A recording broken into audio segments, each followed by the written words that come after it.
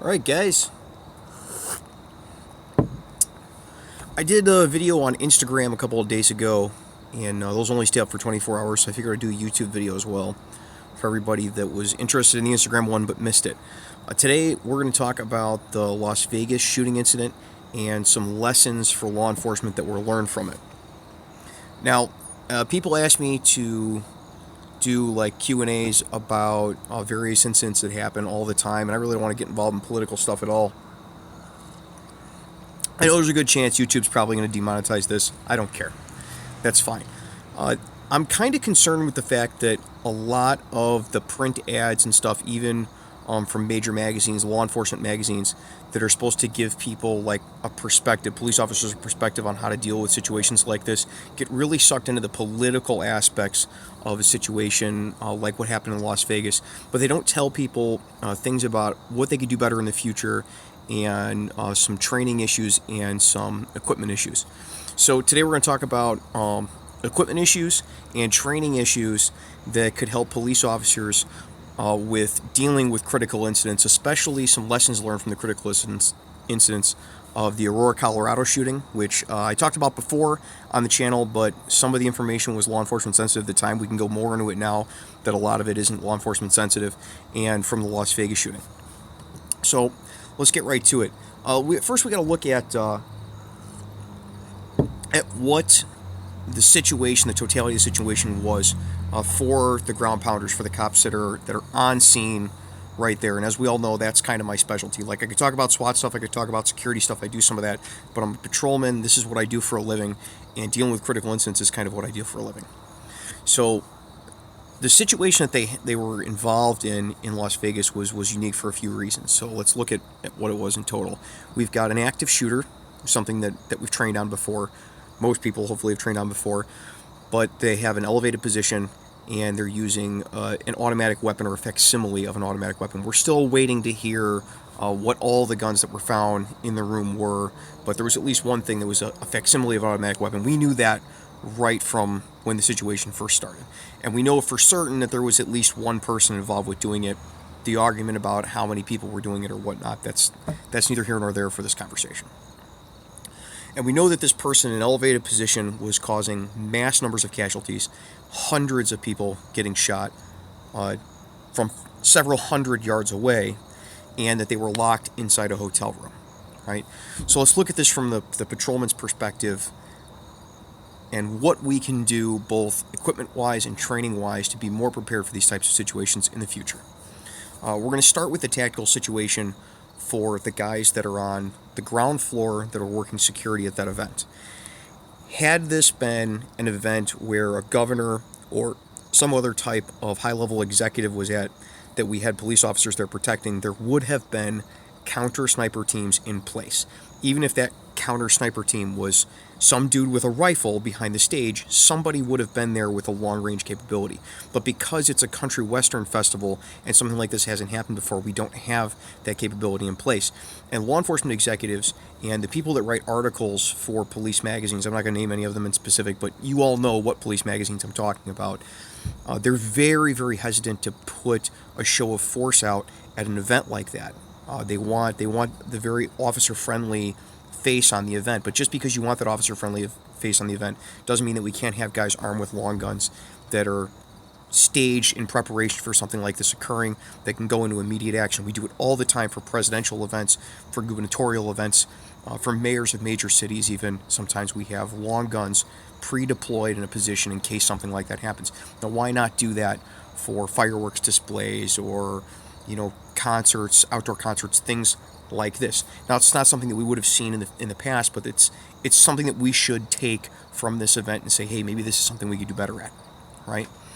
And from that perspective, it's not just the gear. Having someone there with a rifle doesn't help a whole lot with the state of law enforcement marksmanship today.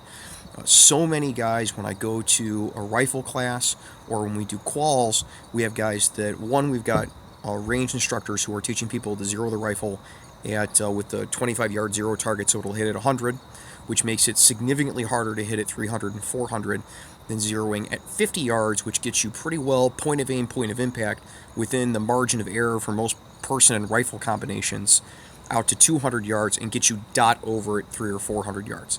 In case you don't know what dot over is, use an aim point to 2 MOA dot or a EOTech with a 1 MOA center dot.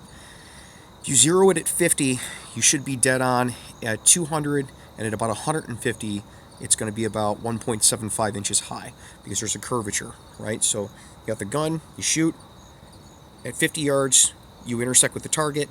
At 150, you're at the high end of the arc, and then the bullet starts going downhill from there. But you intersect again when it comes down at 200. And then you're only talking about 4, 5, 6 inch drop, depending on what type of bullet and rifle and twist and all of that you're using. But you're pretty close, point of aim, point of impact, for most people out to 200. And if you do dot over, which means you take that little 2 or 1 MOA dot, and instead of, like, you know how an iron sight, you would put the sight directly under whatever you're hitting and try to cross-sect it. If you put the dot on top of whatever you're trying to hit, now you're dot over, and that's giving you that 4 or 5 extra inches that you need at distance to hit at the 300-400 yard range. Obviously, this is something that you not only have to talk about and you have to zero your rifle properly, but you also have to practice it on a regular basis in order to be able to make those hits. But had there been someone on the ground floor who was trained with a rifle, who had zeroed it at 50 yards, and who could make those hits easily, snap the rifle up and start making hits, maybe he wouldn't have hit the guy because he's in an elevated position, but he would have been good enough to be able to hit the windows that he was near and get what we call directed fire. Directed fire is kind of the law enforcement term for suppressing fire. We can shoot at a position when we have an active, exigent, lethal threat that we last saw a person that's causing that threat. Or if somebody, in this case, we're seeing muzzle flashes coming from a position, we see people getting killed, we can fire on that position and try to keep that guy's head down. And maybe that would buy people enough time to get to wherever he's at and try to engage him. And like so many active shooters, when he was finally engaged, spoiler alert for anyone that saw this, when he was finally engaged, the best information we have now is that he offed himself. So had we engaged him from there, maybe he would have offed himself there, knowing that the jig was up, that he wasn't gonna win this fight. Or maybe it would have bought people enough time without him firing down on the crowd to leave, and then other patrol elements to be able to get up there in a stinger team or a SWAT team. The first few guys show up on a stinger team and hit that door and try to engage him because he's still an active shooter. Maybe that's a possibility.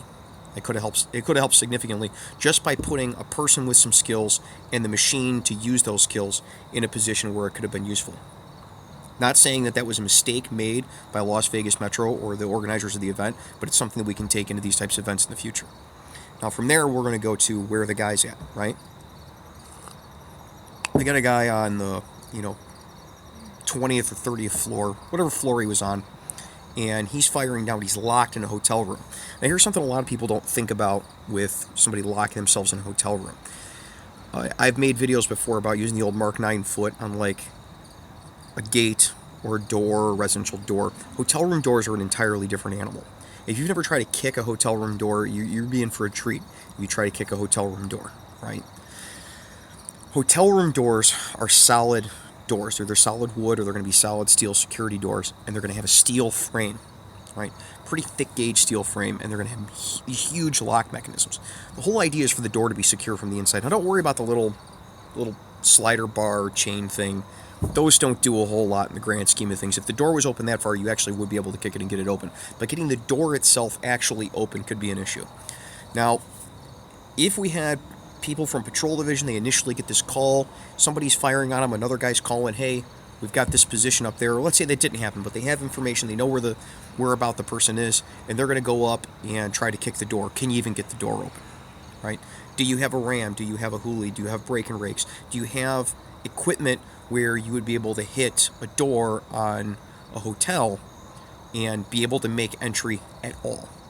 Now, the argument could be made, maybe you'll be able to get key cards, but when you need the person who can get you a universal key card to open all the doors in the building, that's when you're not going to be able to find them, because they're probably running around scared too. All right, so we have to be ready for these worst case scenarios. People are getting killed. It's time to start breaking stuff. And that's something we need to be prepared for.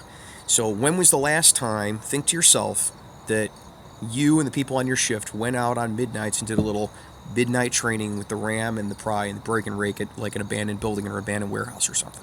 When was the last time you did that? Right? Something to think about. Just because that equipment is in the supervisor truck, like it is with so many agencies, doesn't mean that that supervisor is going to be on scene. You're going to have the ability to get in. And if the tools are there, you have to know how to use those tools. And I run into a lot of people every day that don't know how to use those tools. I was at a training one time with the SWAT team where we had a bunch of hotels that were getting tore down, and we just went with that battering ram and demolished hotel room doors, as many of them as we could get in a row, so that everybody could get the feel for how much force you need to hit a hotel room door, and got the confidence that you could actually take a hotel room door with the ram if you put the effort into it. So I suggest all of you take a little time, look into that. Steel frame, solid security doors and a ram. It's not a guarantee you're going to get it open. You need to know how to swing from the hips and not from the arms to get that door open, right? Do a little training on it. Same thing with the pry. You can get one of those doors open with the pry. Go talk to your local fire department. If you have a fire department where you work or a volunteer fire department, go talk with the firemen. Have them teach you how to use a hoolie properly so that you're not having to set the hoolie and open it up. Let them show you how to pry that door open so you can get it open quickly and effectively. Now, I know a lot of people would say, well, you know, how are you going to know? We got lucky in this case because the fire alarm went off in that room, and supposedly that's how they figured out where the guy was at. That's the best information that we have now. Well, when we're dealing with this situation, we have to deal with, well, it's not just this one situation. It's anybody that might be copycatting. And we know copycats are going to come from the future from this because it's such a well-publicized event. It's almost a guarantee someone's going to try to copycat it, right? And when they do copycat it, if it's somewhere that's, you know, a 10-story tall building where there's only 5 or 6 rooms on one side of the building on a floor, the exigency of the circumstances, I would say, is enough where you can probably just take all of those doors. Take the door, search the room. Take the door, search the room. Take the door, search the room, until you find the one where he's behind. And as patrolmen, we already know from our active shooter trainings, or at least we should already know and have trained from our active shooter trainings, that when you have an active shooter, it's time to go in. We need to immediately engage that person. And in a place like Vegas Metro, I can't imagine that they didn't have the manpower for someone to go up there. Had someone thought of it, and had the equipment been properly in place, a lot of lives could be saved. And I don't know if maybe that is what happened. Maybe they engaged at the door, and you know they started knocking at the door, trying to kick the door down, and he offed himself, and that saved a lot of lives.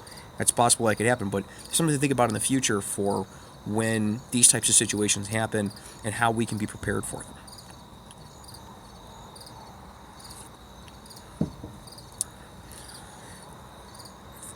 From there, I want to talk about the end result of the event. Hopefully I'm not missing anything from the Instagram video. If I am, please put in the comments. I know it's going to be a long video, but so c'est la vie, right? From the Aurora, Colorado shooting, what we learned as a law enforcement community was that even in an area with robust EMS services, there is no guarantee that EMS is going to be able to get in for a variety of reasons. One is that, you know, they get a lot of crap for, you know, the scene's not secure, even if their command staff didn't care that the scene wasn't secure and told them to go in.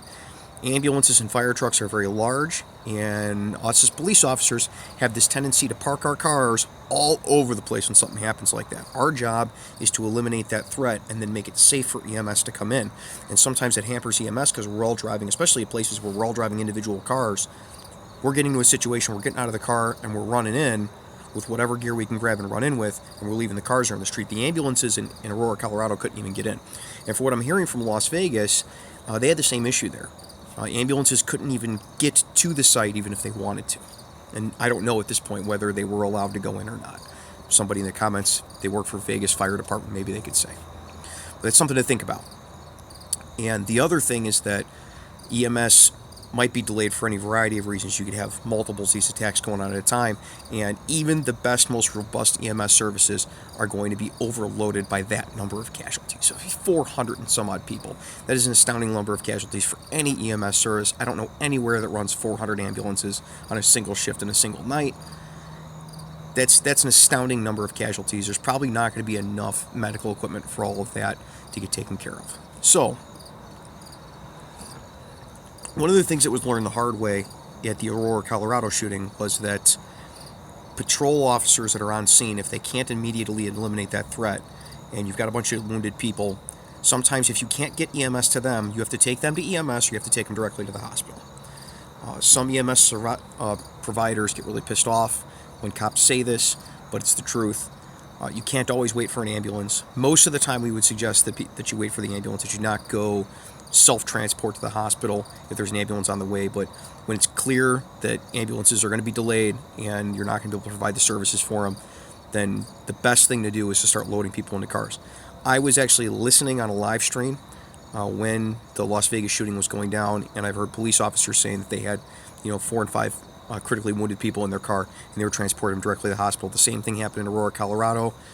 Guys were putting people in their cars and driving them straight to the hospital. And for the first, I think, 40 minutes after the Aurora, Colorado shooting, the only people that made it to the hospital in the first 40 minutes were in the back of police cars. So that's something to think about. One thing that was very heartening from the Vegas situation was that there were a lot of people who were just loading people in the back of pickup trucks that were in the parking lot or were driving down Vegas Boulevard and driving to the hospital themselves. And I think some of that comes from us after the Colorado shooting telling people that self-transport might be a good idea. You're never going to have enough medical equipment for a situation like that unless everyone came to every event with a tourniquet and a pressure dressing and quick clot, right? Like, yeah, maybe it'd be better if you have, $1,000 in medical equipment in each squad car, but how realistic is that either, right? But we need to know, and we have to have the training on using that medical equipment, so if it is there, we can use it, and because we know how a piece of medical equipment works, we're going to be able to make it kind of on the fly. If you got a person that's critically wounded and you need pressure dressings for all of these people, you're going to need to know that you can take a shirt and ball it up and have a person hold that on their wound. If the wound isn't critical, if they've got a hole in their leg and it doesn't look like it's bleeding that much, you can take their shirt off of them, ball it up, hold to that wound. As long as they're awake, they can hold it on there, and that's a lot of the EMS that patrol officers can provide on the scene of any type of critical incident. So if a gang shooting, somebody's laying on the ground and they got a hole in themselves, take their shirt off, ball it up, put it on there, be like, hold this on pressure while you guard the scene or make sure nobody's coming back, call for services, try to move cars to bring EMS in. And as long as they're still cognizant and awake, they can hold it on themselves, and that's your pressure dressing, right? If you can't do that, or if there's lots of people injured in a situation like this, you pull their shirt off, somebody else's shirt off, or somebody's pants off, or a belt, or whatever, and you can make a pressure dressing. Ball the shirt up, put it on there, hold it on, wrap something else around, and you take anything that is a stick, a magazine from a pistol, spare mag from a pistol, a Kubotan, a metal pen, almost anything that is a stick shape, and another small piece of cloth, and you slide it underneath, you tie the pants around, tie it down, slide the stick underneath, and start twisting, so you compress that piece of cloth down, and you tighten up around it, and then tie it off, and hold it in place. Now you can go on and do the same thing for the next person. Tourniquets can be made the same way. It's a little harder to make a tourniquet. You have to have the right type of belt to do it, and a lot of times when you use a belt for a tourniquet, you got to be right, because when you're making an improvised tourniquet, you have a higher probability of people later losing limbs. But if they're bleeding out and it's going to be 45 minutes to an hour before they get to the hospital, what other choice do you have, right?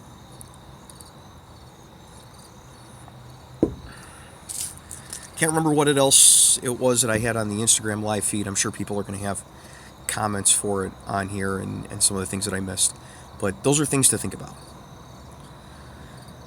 It's not a pleasant thing to think about. It's not something that we want to have to be prepared for, but it's the world that we live in. And I think writing articles in police magazines or doing videos about politics when something like this happens, especially in a law enforcement magazine or videos about law enforcement, we start talking about politics instead of talking about how we can mitigate these risks in the future. I think it's irresponsible, and I don't think it does anybody any good. So that's my rant about the Vegas shooting. I'm sorry, there is some stuff, surveillance camera related stuff, guys that are cops are going to know what I'm talking about, that I can't go into because it's still operational security issues right now, but those are the things that I can talk about, and I want to get out there to people, ways people can be prepared for it. A lot of people, I'm sure, in the comments are going to ask about security on the site and EMS that was on the site. So even though that's not my specialty, let's talk a little about that. I was very heartened to see that the police officers for Vegas Metro had plate carriers, and a lot of them had helmets and things like that. Whether that was Vegas providing that or guys providing their own stuff, it's still good to see that they were prepared for that type of situation when the threat is rifle fire. It was even more heartening to see that the fire and EMS was showing up with plate carriers as well. Obviously, I would prefer that they be better marked than they were. They weren't wearing black plate carriers that said Fire EMS on the front, because from 100 yards away, nobody could see what that is anyway. I would prefer that it be, something that identified them more as EMS, but it's nice to see that body armor is starting to make inroads into the private, or not the private, but the EMS services. For security, I've had people ask me, for active shooter type of situations, they're an unarmed security guard or they're an armed security guard. Should they keep a truck gun? Should they conceal carry, even though they're not allowed to at work? And here's my thoughts on that. There's a very small chance that you'd ever be able to go retrieve a gun and come back and actually have an impact on the fight. And when we look at the total time that this entire incident took place in, and then how far away anybody was from their truck, and chances are, if you're security at the event, you're never going to make it to your truck, get the gun, or just a person at the event, you're never going to get to your truck or car, get the gun, come back, and engage and make an effect on that person that's up high.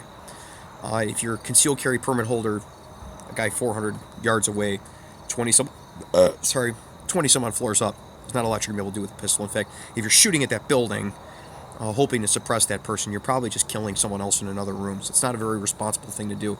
If you're the type of person who would shoot at an occupied hotel from 400 yards away at someone that's 20 floors up, you probably shouldn't be the type of person that's carrying a gun anyway, right? That's very irresponsible.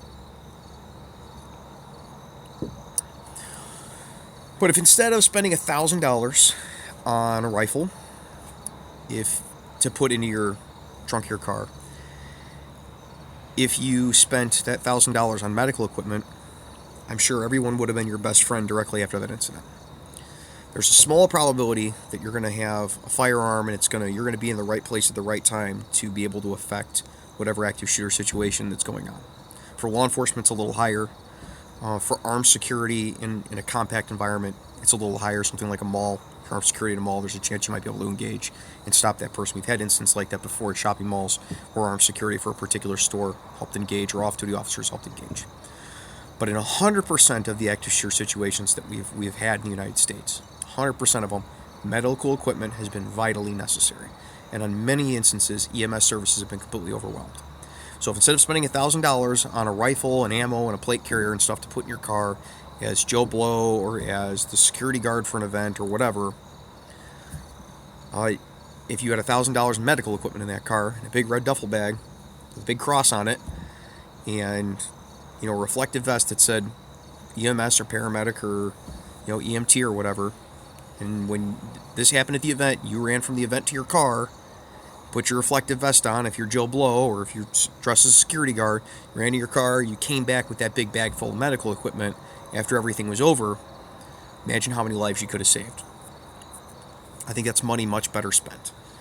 I think we're going to get to the time in this country where it's not just fire extinguishers. We've already gotten to where we have defibrillators in pretty much all public buildings. And I think there's going to get to the time when we have trauma kits in public buildings. And I think that time is coming. I think it should have come a long time ago. Where if you have a school or you've got a major public building, there should be a bag with 50 tourniquets and 50 pressure dressings in it, so that medical equipment is already staged on scene if EMS needs it, or if anybody that's coming there, any first responders need it, or any trained people need it. I also think we're at the time where if people are worried about this type of event and they think, what can I do to mitigate this type of thing? Instead of buying stuff, you need to go get training on how to do emergency trauma care, especially in an austere environment. I'm thinking about doing a video in the future where we show how to make a pressure dressing just on the fly with the stuff that you've got. But for right now, go get a class, go watch a video, anything. The Mayo Clinic has an excellent video. I'm going to try to remember to put it in the description. They have an excellent video about, for just regular everyday people, about using a tourniquet. It's from the Mayo Clinic. Like, how much better of a source could you get? It's on YouTube. I'm going to link it in the description for everybody. So at least everyone that watches free field training can watch how the Mayo Clinic says you should be using a tourniquet. There it is. Now I really think that's everything that I covered. All right, let's go back to the top. 25 minutes. I think that was longer than my thing on Instagram. We have a lot more people watching this. Awkward Saint says, "Yo, Destiny Film Productions. I'm a police explorer now. Hope you're doing well. I am doing great, dude." B Biker says he got that chopstick loaded with that 100 pack. Thank you, Dan. I'm sure that's Dan's new name. Paramedic 054. Dan, bro, you're up late. No, I'm not. I'm on midnights. I'm on midnights, and when I'm on midnights, I can't sleep, and my gym is closed right now, even though it's supposed to be 24 hours. So this is what I'm doing. Awkward Saint says, "What's your funniest pullover?" I don't pull a lot of people over, so I don't have a lot of funny stories. I'm sorry. I would have to think about that. Cameron says, "Is it working for everyone else?" I don't know what's working for everyone else. Dyson says, "Now you come on when I'm going to sleep." Well, hey, it's either that or when everybody says they're in school during the day, so right of luck. Destiny Film Productions. It's crazy how this could happen, but in a world like this, nothing is out of question. Well, you know, the world's not getting any more normal. But if you look at the history of mankind, we're living in one of the most peaceful times ever. It's hard to think, it's hard to imagine because we're inundated with it so much because of mass media, because of social media. But this is one of the safest times there has ever been to live, especially in the United States. People don't realize how good they have it here.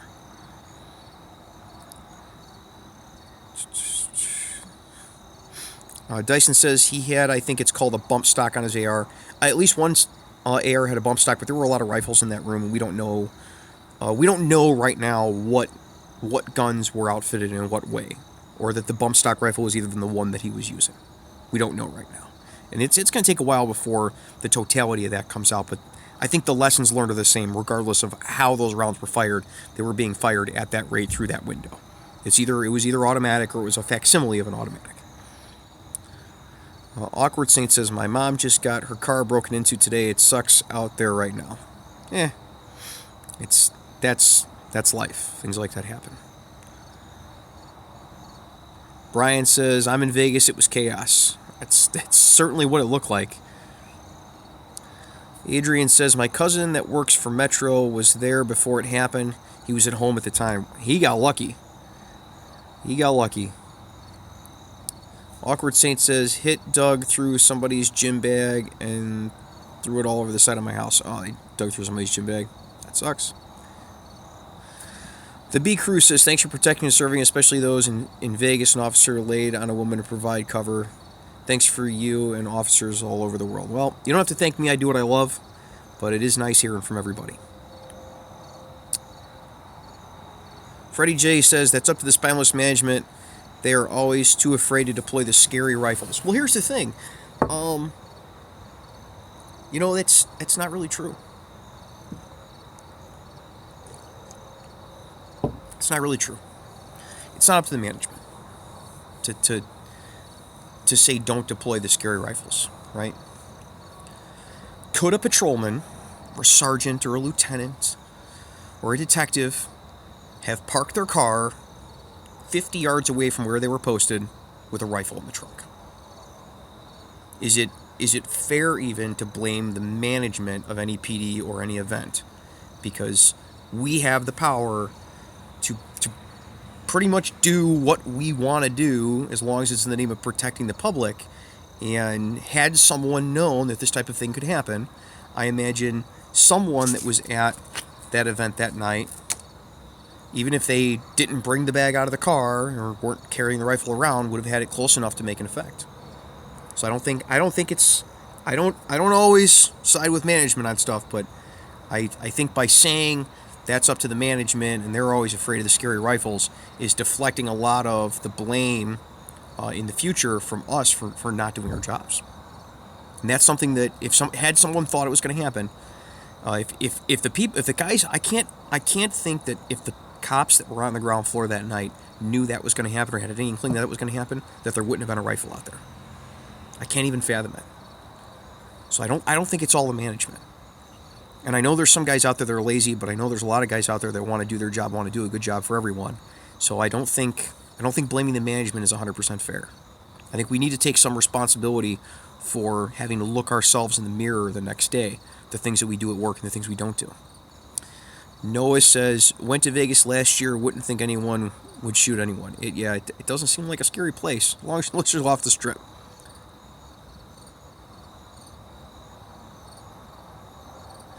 Awkward Saint says, my question is, the cop did not take the gym bag. Should he have? Thanks. Can answer after this. If something got broken into and they took a gym bag and threw it on the front lawn, I probably wouldn't have taken the bag as evidence. What good would that have done? Brian Waller says, people are complaining because it took them over an hour to enter the room. He stopped firing, so it changed from active shooter to barricade, so they waited for SWAT. Well, here's the thing you have to understand is that that's the initial things that we're getting out, which, as someone who's been in the news before, I can assure you, the news is almost always wrong. The first news you get is almost always wrong. And that's true. If he stopped shooting, you now have a barricaded gunman. So there's no exigency to going in. You also have to look at, we can't always wait for SWAT to make those type of assaults, because it could take them an hour to get there and actually blow the door.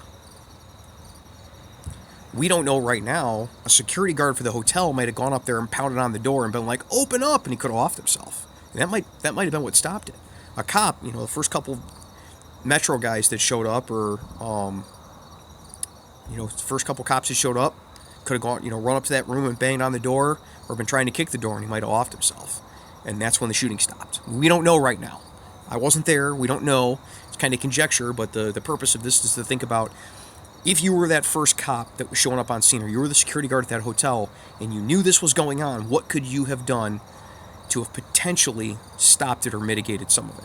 And I think going up there and pounding on the door might have mitigated some of it. It might have been a suicide mission, going and pounding on that door. He could have pounded on that door and got shot through the door, or shot through the wall, or he could have come out, there could have been a gunfight and you died. But let's think about this again from looking at ourselves in the mirror the next day, right? Would I be able to live with myself knowing that I didn't go pound on that door, knowing that there's a chance it could stop it, and then knowing that a bunch of people died because I didn't go pound on the door, right? If I'm going to trade my life for something, I think the lives of 400 people down there that got shot are worth trading it for. It's just me, that's my mileage. But I would have gone and pounded on the door.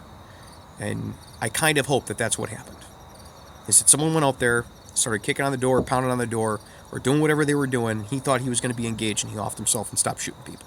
Because from what I saw from the pictures in that room, he had a lot of stuff in that room. And he could have done a lot more damage.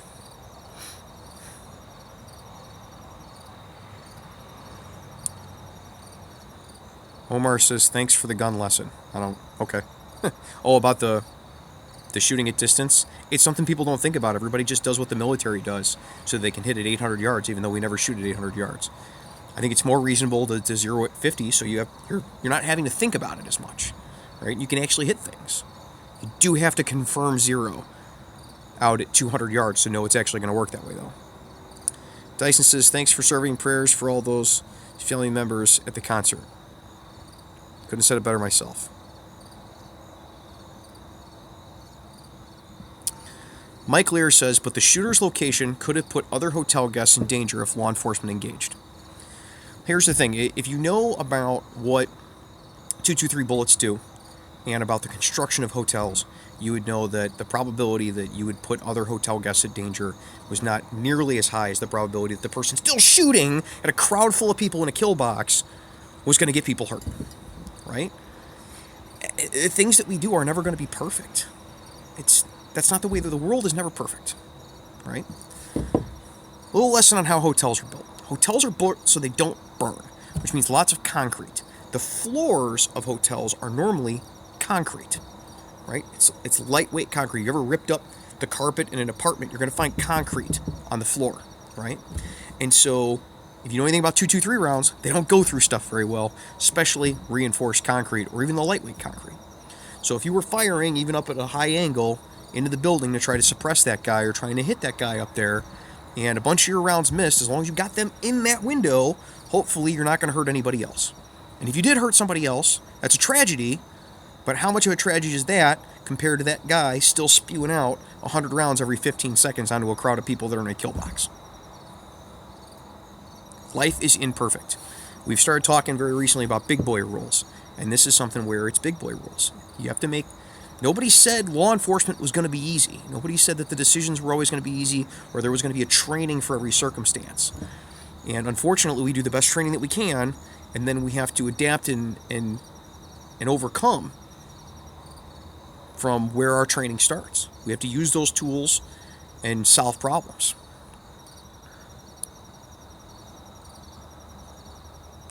Brian Waller says, no, it was placed on lockdown. No one was to exit their rooms. I don't think that's what he meant about if law enforcement had engaged, it could have caused a problem with the upward angle. I don't think that's what he was talking about. I don't blame him for saying that, and I don't think people being locked down in the rooms or not would have changed the outcome of that particular circumstance. Noah says still could go through a wall, etc. No, for the reasons I just explained. A lot of those walls are concrete, and run the numbers. 400 people in the kill box, maybe 1 or 2 people up there nearby where you could hit them. If you were actually hitting what you're aiming at with a rifle, there's a risk there, but the risk isn't nearly as much as people getting killed down on the ground floor.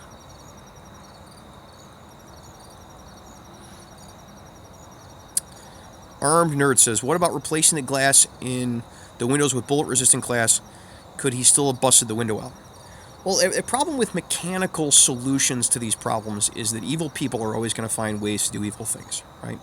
So if you put bulletproof glass in the windows, dude is going to find a way to get the window out of the frame, right? And he's got all the time in the world to do this. It's like, anybody ever worked in a prison here, right? You ever worked in a prison, prisoners have got all the time in the world to figure out how to escape. It's their only thing. Or how to cause trouble. It's their only thing. Or how to flood floors. It's their only thing. And you'll spend millions of dollars trying to get them to not be able to do something. They're going to end up doing it anyway. I don't think changing the windows in the building to bulletproof glass would have helped any. You'd have to make it level 4 bulletproof glass the whole building up. And I don't even know if a building would support that type of weight. That's a lot of weight. Bulletproof glass weighs a lot. I mean, you're talking a few 100 pounds for a windshield. Could you imagine the entire side of a building like that? I don't think that would be economical, and not just economical, but I don't think it wouldn't be practical to do that. You'd have to build the building like that to start with. Raul Lee says, find the threat, stop the threat. A lot easier said than done. Shooting back at a hotel hundreds of yards away in the dark is a risk. I think it was handled well. This is real life, not a movie.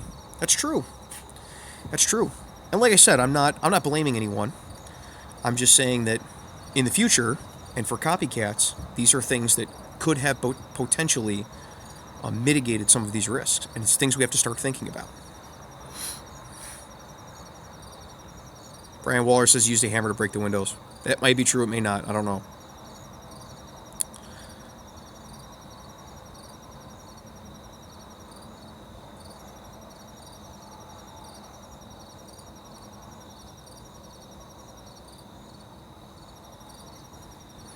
Security Information Center says, I think the major issue is departments telling their officers they can't carry off duty, and for off duty to not be able to carry anywhere there is a gun safe zone. Security measures were not on point, and there was so many red flags that was overlooked. That is my 2 cents, though. I don't know about all of that. I don't know that there was any screening at the doors of this event that was actually keeping people from carrying. But here's the thing: had you been on the ground floor with a pistol, there's 0 chance you'd be able to hit. For most people with a rifle down at the ground floor, I would wager today, there's almost 0 chance of actually hitting anywhere near those muzzle flashes. You'd have to train for that to know you're going to hit somewhere near those muzzle flashes. You'd have to have a good rifle that's accurate enough to make those hits, and you'd have to have a good braced position to be able to do it. But with a pistol, I don't think that would have done anything. Again, making this a political issue, I don't think helps anybody. John Freeman says, what was the police response time? Well, there were officers already on scene. That type of event has police working at security. Vegas Metro, as I understand it, had guys that were already at the concert when it happened. So the response time was 0. And on the Strip, you've got cops everywhere. The response time from there, I'm sure, was very close to 0. Now, how long it took before someone went up to that room, I don't know.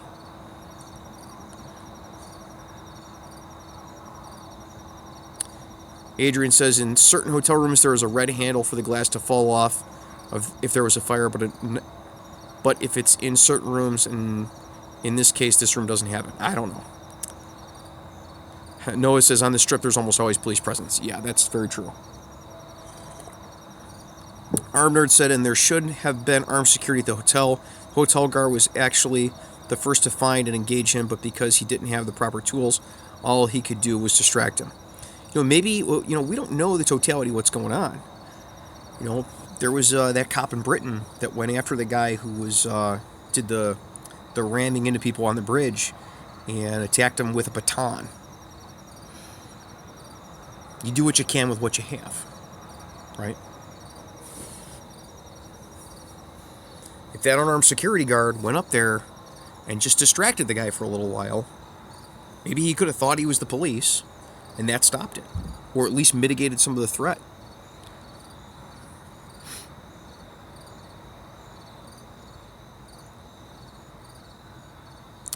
Griffin Eric says, we can go off hearing to move to engage. Alert training that is so prevalent right now will train officers for these situations. I think that a lot of the training that we have was applicable to this circumstance. The just keep moving toward the sound of gunfire and engage that threat and put it out of commission, which is the base of that training. I think is still good, it's still valid, and it would have worked for this situation. It's putting it into practice, and there's other circumstances in the situation that we didn't foresee. The distance, the height, the angle, all of that makes responding to this particular threat different than a guy standing 20 yards away shooting. It's a different dynamic. And it's a dynamic I don't think we train for yet, but I think we will in the future.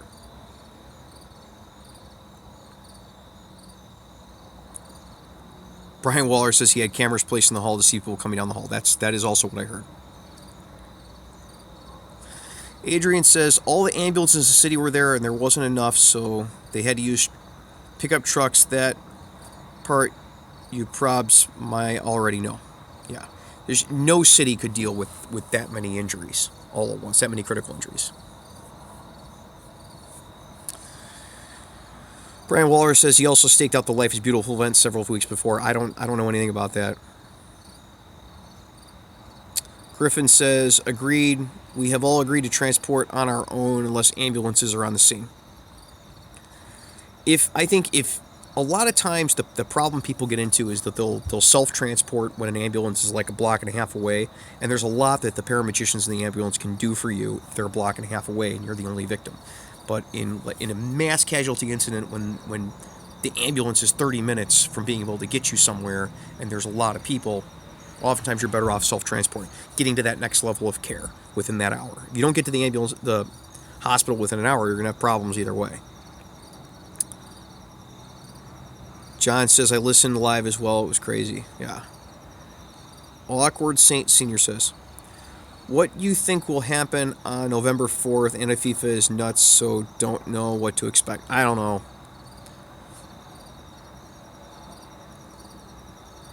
Awkward Saint says, why not medical equipment hubs, kind of like fire hydrants for medics? That's exactly what I'm talking about. If we started putting trauma gear in every public building, your closest piece, trauma kit would be wherever the next public building was. So if you had an incident, at a football game, right, and it's right next to the school, you go to the school, you get the trauma kit, you bring it to where you need it. And then large trauma kits, full of simple tools that lots of first responders can use. Pressure dressings, tourniquets, like crazy in a big bag. Now you've got the ability to help the situation.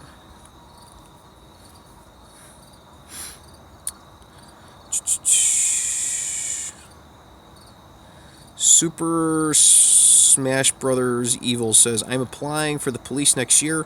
What do you think of taking some kind of paramedic training before joining the police? I think I can learn a lot since both of my parents are doctors. Going to an EMT class is actually fairly easy. I know in Illinois it's only a 40-hour class. You can do it in a couple of weeks at a community college. Not a bad thing to have. It's not a bad thing to have. You do have to concern yourself with, depending on your state and the rules there, if you're an EMT, my understanding is if you're an EMT and you're also a police officer, you have to make sure your agency has policies in place of when your responsibilities are as an EMT and when they are as a police officer. because you're not covered by the same Good Samaritan laws as an EMT that you would be as a normal person that just took a first aid class. So look into it. Look into it. But as a general rule, I don't think it's a bad idea to go to get an EMT certification. How could it hurt? Noah says, and can be stolen. I don't know what that is in reference to, but okay. Denmarkable P says, Las Vegas Metro PD here. Thank you for joining us. Randall says, in an active shooter, you aren't worried about providing aid, you go find the shooter. Well, that's true if you have the ability to go find the shooter, right? But if you're the guy that's on the far end of the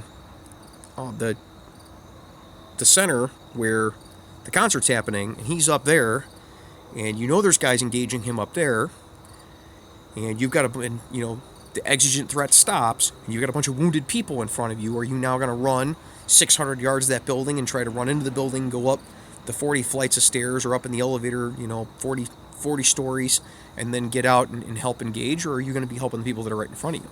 I think if you were wise, you'd be helping the people that are right in front of you, especially in an area where there's that much robust police presence.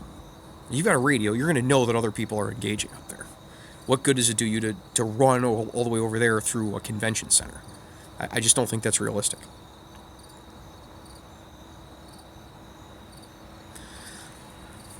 Awkward Saint says, no more concerts under hotels is one way to stop it.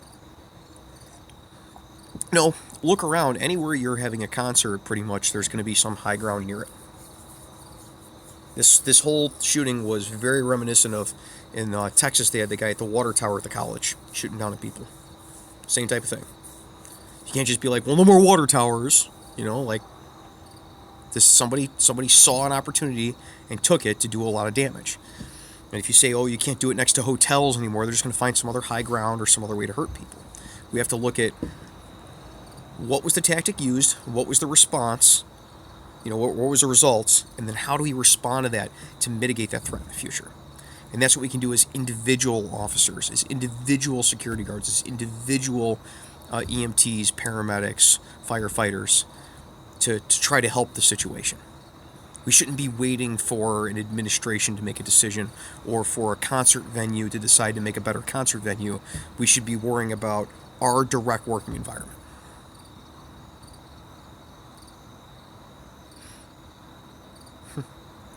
Las Vegas Metro PD is hiring. Yep.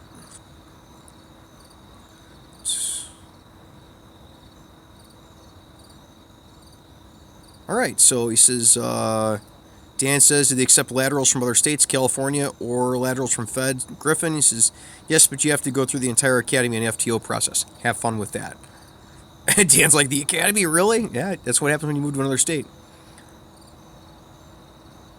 Oh, here's a good one. Noah says, I would expect Fed would be excluded from at least the academy. No. What the feds do is not always what your local police do. And the laws that the feds are operating under are very different from the laws that your local police are operating under. Believe it or not, the use of force rules for a state and a city and then a department policies can be very different from what the use of force rules for like the ATF or DEA are going to be. So I would expect that there would be, though, a class. In Illinois, we take people from other states, and as long as the training is somewhat similar, like I know a guy that worked for the Secret Service that now works for Thornton PD here, and he came from the feds, and they were like, well, most of what you did at the academy is pertinent. We're going to send you to this like 40 or 60-hour class, can't remember how long it is, to bring you up to date on Illinois statutes and protocol and stuff. And then they put you through the FTO process to learn the rest of it, because that's where you learn most of the stuff anyway. Demarkable says, also your retirement will start all over. Current hires are brought in at 30 years, 50%. Okay. No one is excluded from the academy if you get hired as Las Vegas Metro PD. Chicago's the same way. They want people to go through their entire academy if you work there. So everybody starts at the same spot. Freddie says, what do you think about the officers wearing their traffic vests during the shooting? I also feel that officers should have turned off their emergency lights once on scene. They probably had the traffic vests on already, and so that was just a thing that was happening already. Like They may have been directing traffic. If people are directing traffic, they're going to have a traffic vest before they came on scene. And when you do big events like that, very often you wear the traffic safety vest so that people can spot the police easier in the crowd for when there's a fight. There's an actual reason for wearing those. And then you take it off, and where are you going to put it? You're going to shove it in your pocket, or what are you going to do with the thing? So I could see why guys had that. Shutting the emergency lights off thing, yeah, that's something that we teach people to do. Shut the front lights off when you show up to a T-stop, but it's realistically, like, when do you see that in real life? And it's a relatively small issue, having the lights on. I don't think it really hurts anything, especially in this circumstance.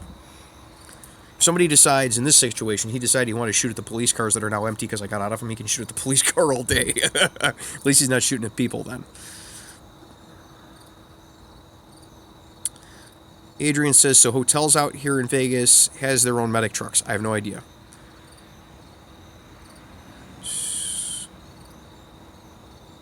Freddie says, because it makes the cars high targets. They can, as long as I'm not in it, they can shoot the car all they want. Dan says, well, I got 6 years here, man. I'm cool with the FTO and probie process, but not that. Well, what are you going to do? Northeast Baseball says, most resorts have EMTs on staff, not sure about transport trucks. I would think if you had a pool, you would have an EMT, because you would have your lifeguards cross-trained as EMTs too. It only makes sense.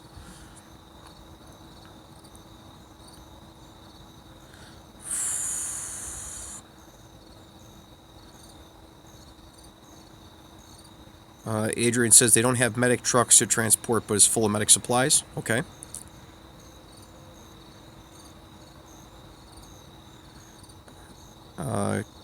Carson Green says, I'm opening a security investigation agency in Oklahoma. Oh, good luck with that. Photog says, active duty MP here. Love your vids. Greetings from Japan. Greetings from Illinois. Thank you for your service.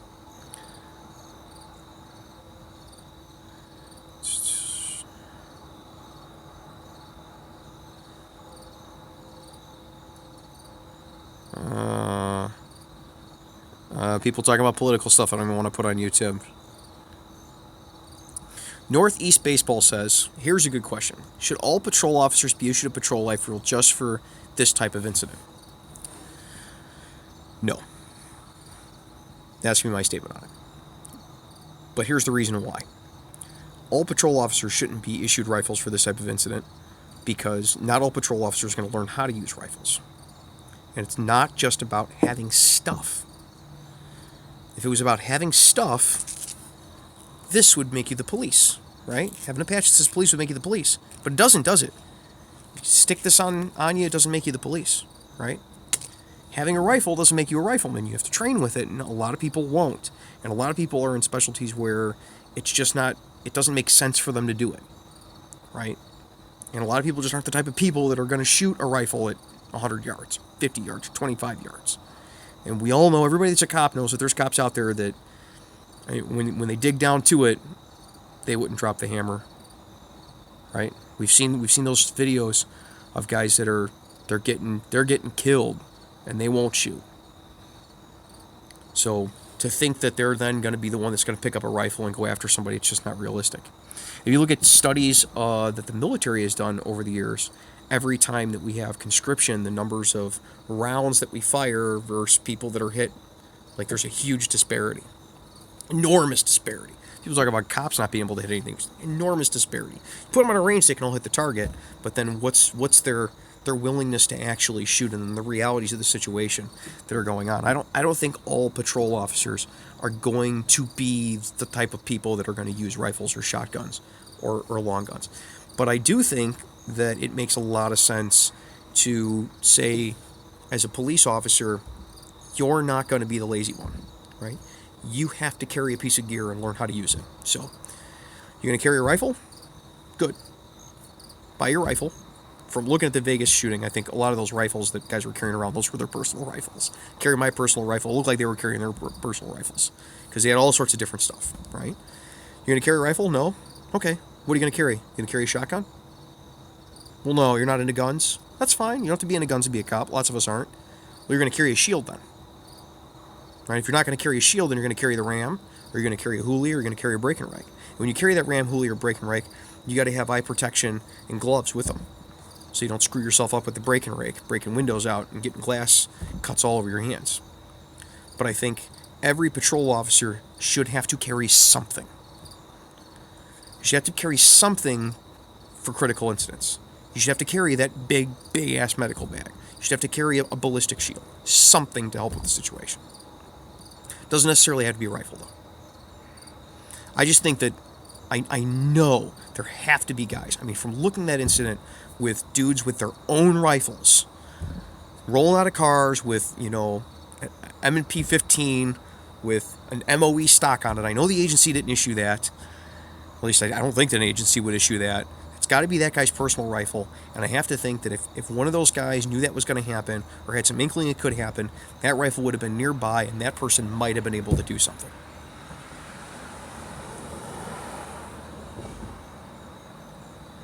OP Wizard says, hey, free field training, all of my family's prayers go with the people and families who got hurt and injured in Vegas. Mine too.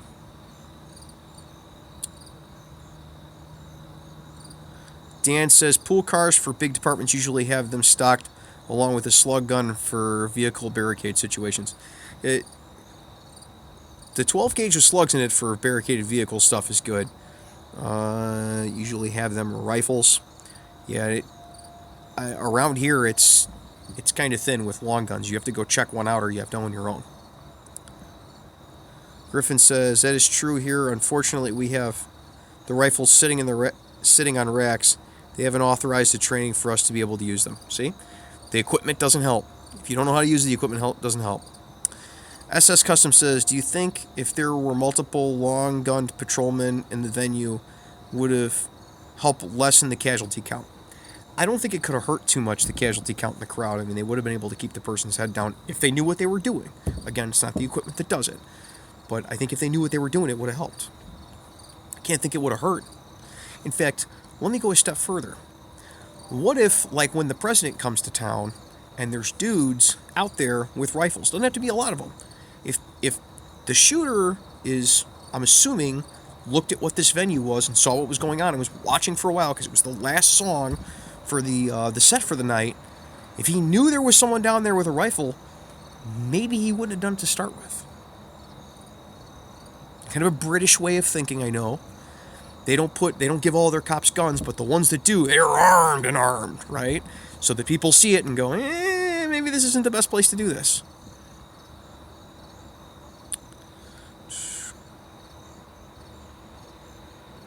Randall says, when was the last time you brought a rifle to a side job? It doesn't happen. I bring a rifle to every side job that I do. And every extra duty detail. Because if I have my squad with me, or I have my car with me and I'm working, I bring a rifle with. I know guys who don't wear body armor to side jobs. They work at the bank, they don't wear their body armor. They work at the library, they don't wear the body armor. They work at BP, they don't wear the body armor. Guess what? That doesn't help you. Doesn't help you if you're not wearing it. So, wear it. Bring it with. Have it with. If you're authorized to carry it, you're not carrying it, you're not doing anybody any good. So yeah, I know one. I do. I know several other people at my agency that just bring stuff with. What does it hurt? It's in the trunk of your car all the time. But this one time, because you're not going to hit the street, you're not going to bring it with. And if guys aren't doing it now there, maybe they're going to start thinking about doing it now. Also, I can't imagine that everyone that was working that concert was working an off-duty security gig. I would think Las Vegas Metro would have people that were on duty just assigned to that concert. I know that's how it would happen here. Demarkable says, we do things proper here at Las Vegas Metro PD. It's good to know.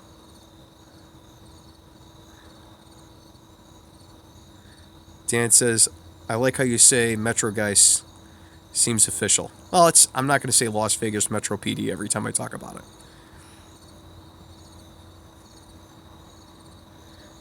Mono Loco says, do you recommend as an unarmed guard to run and charge an active shooter if the opportunity presents itself?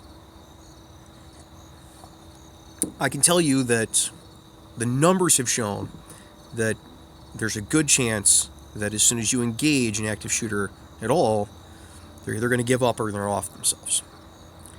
I can't advise you to charge an armed man.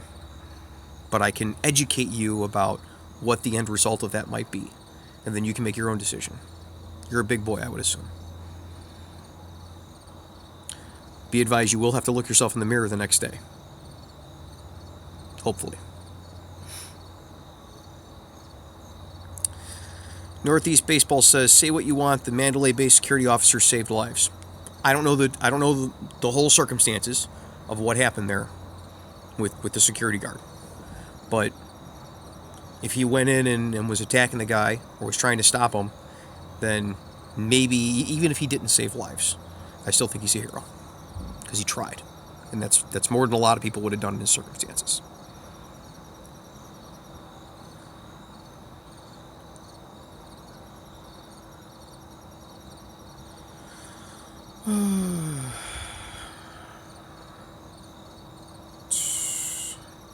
Griffin says, it's up to us to decide if we wait or go in without an entry team. I like to think me and my guys would take the fight to them in a situation like this. I've kind of made the decision over the years that I'm going to go. And if there's someone there that's going to go with me, then they're going to go with me.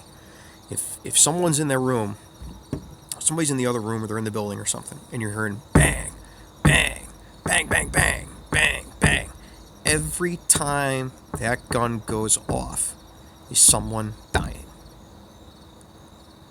What kind of person am I if I can just stand there and wait for backup while I know people are dying on the other side of the wall, and I might have the ability to stop it? I might live, but will I be able to look myself in the mirror the next day?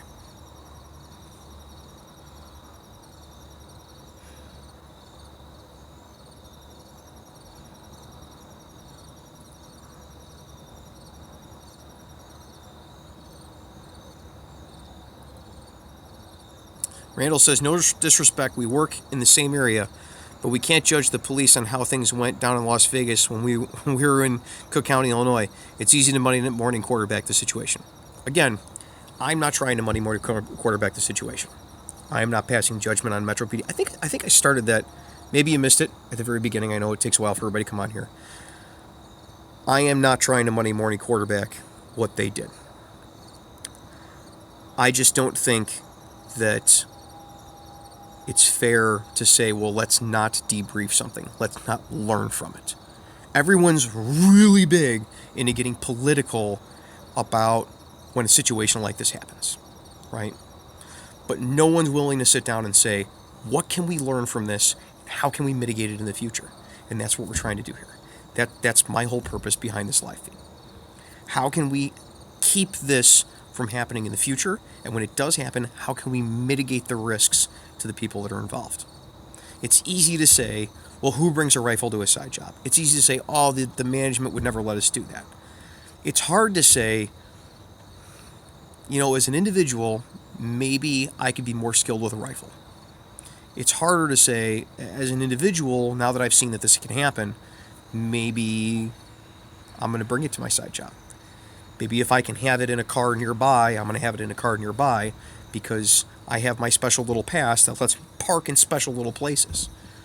And maybe if one person who's like a captain or a commander at a police department hears people saying these things and says, well, we're going to have one guy who's going to have a duffel bag and he's going to have his rifle in it in case something happens, then maybe this does some good. Maybe debriefing it does some good.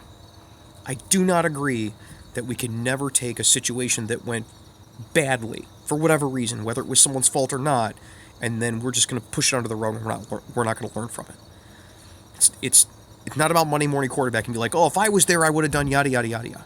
Hey, if I was there, I probably wouldn't have been allowed to park my car close enough to have the gun. If I was there, I probably wouldn't have had my rifle. But if I was in a situation to do it, maybe the rifle would have been there. Now that we know this is happening, now that we know that this is a possibility, maybe it's time to start thinking in the future about positioning gear and trained people in a position where they can counter this new threat that we've seen. 10 years ago, we didn't have tourniquets, we didn't have pressure dressings, until we started to learn that police officers were dying unnecessarily because we were waiting for EMS instead of rendering self-aid buddy aid. 20 years ago, we didn't go into active shooters, we waited for SWAT. And then Columbine happened and we learned that that wasn't the way to do it. And the way that we learned those lessons is by debriefing stuff and saying, what can we do better in the future?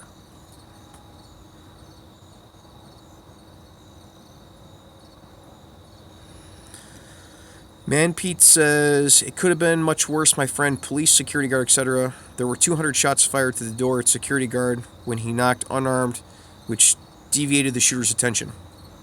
See? I don't know all of that.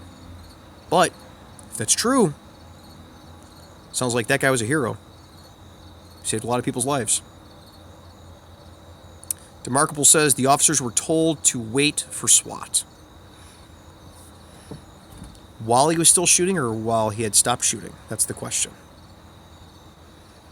I mean, you can tell me a lot of stuff.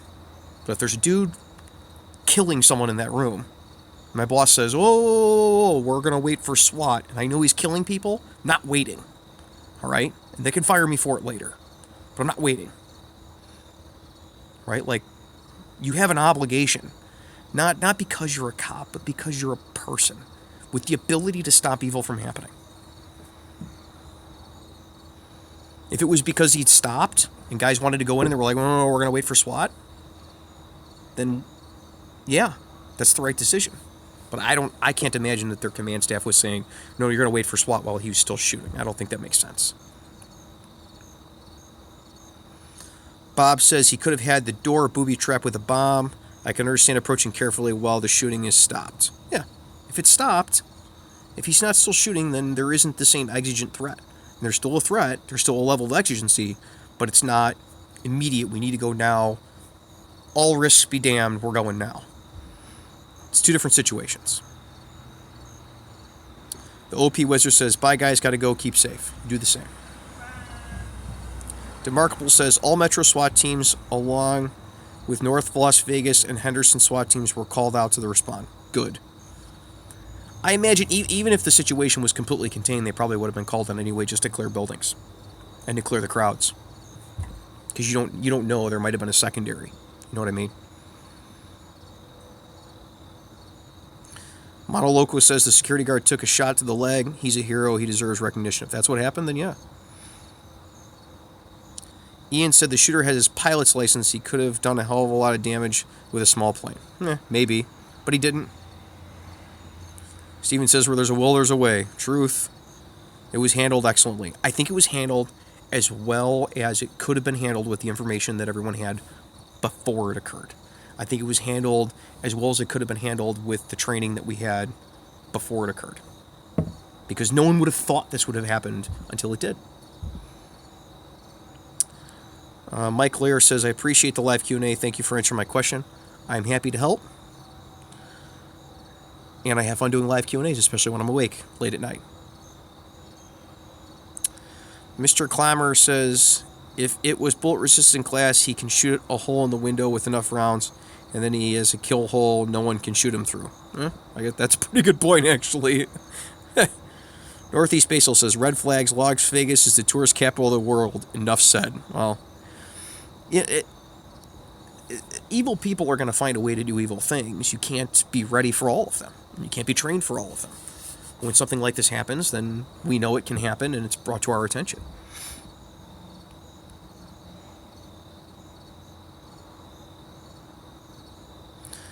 Man Pete says, shooting upwards is okay to engage a target but not eliminate at this height. Entering through the door was the only viable option. To conclusively put the shooter out of commission, yeah, entry was probably the only way that you were going to do that. I mean, without going to, like, rocket launchers, which we don't have. Griffin says, yeah, I have done a 100-yard shot with my pistol, and that was challenging at that distance. No chance. Yeah, you're not going to make a hit at 400 yards with a pistol, 20 some odd stories up. It's just not going to happen. It's not going to happen. Not with any pistol I've ever seen, unless you get into like the bolt action rifle size pistols, which at that case nobody's carrying that around. Demarkable says 75 minutes from first shot until the door was breached. So a little over an hour for SWAT to get there and start working. That's about on par. That's about what it would be here with our part-time SWAT team. Steven says, what was your view or opinion on the multiple muzzle flashes coming from the hotel? There was of course, on scene 6 floors down from the top of the building, and also on the 3rd floor of the building. I don't know. I don't know. I wasn't there. All I'm doing is watching videos just like everybody else. I don't have any special insight. Mono Loco says, I think it could have been stopped even if you're an unarmed guard. I hate to sound like an armchair quarterback because obviously adrenaline would affect it, but with a knife he could have been taken out. You see, now you're getting into the, like, he's in a locked hotel room and you have a knife. I don't know, man. I don't think your probability of success was really high, but I think your probability of helping would be really high. Just trying to do something. All right. Mark Lear says, the latest news was that he had shot at airport fuel storage tanks. He struck the tanks, but bullets didn't penetrate. If he used military ammo, he could have done a lot more damage and lives lost. Airport fuel storage tanks? Then he must not have known that jet fuel doesn't burn all that well, right? Like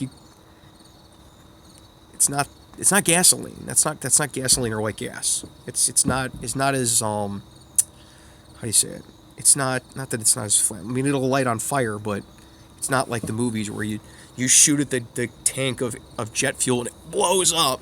If that was the case, just think about it realistically. If that was the case, anytime any plane took a bullet hole, the plane would blow up. Now, you look at any war where aircraft were involved, and you got planes coming back riddled with bullet holes, and the plane's still in shape. There's holes through we lost that fuel tank, and fuel tanks get hit, and they don't blow up, even with incendiary ammo. These aren't, they're not filled with hydrogen or white gas, it's diesel. It's diesel fuel. Mike says he definitely intended to do way more damage than he accomplished. Do you think the public will ever get the full story? Eventually you're going to get the full story, but right now you're talking about a federal terrorism investigation, which even if they're not saying, I'm sure that's exactly what's going on. Someone has to investigate and find out why this city did this. So it's going to be a long time before you hear everything. Morning. Never. Imagine if someone deploys a few canisters of military smoke grenades during the attack. Well, there's a thought. From what I know of the situation, maybe obstructing his view wouldn't have done so much because there were so many people packed into such a close concentration, but it's something to think about. I think smoke, I've used smoke a couple of times, and I think smoke can be a viable tool, but you have to remember it's concealment, it's not cover. It's not going to stop bullets, it's just going to keep people from knowing exactly where you're at. So when you're using smoke, you're trying to do the little helicopter big sky technique, right? Like they shoot up that way, but it's really hard to hit me because I'm that big. So I'm this big, and there's a bunch of smoke in the way. You don't know where I'm at, so you don't know where to shoot. That can work, but if you put a smoke grenade in front of a car and you know the car's still there, you can kind of aim in that general direction and still probably hit the car a lot.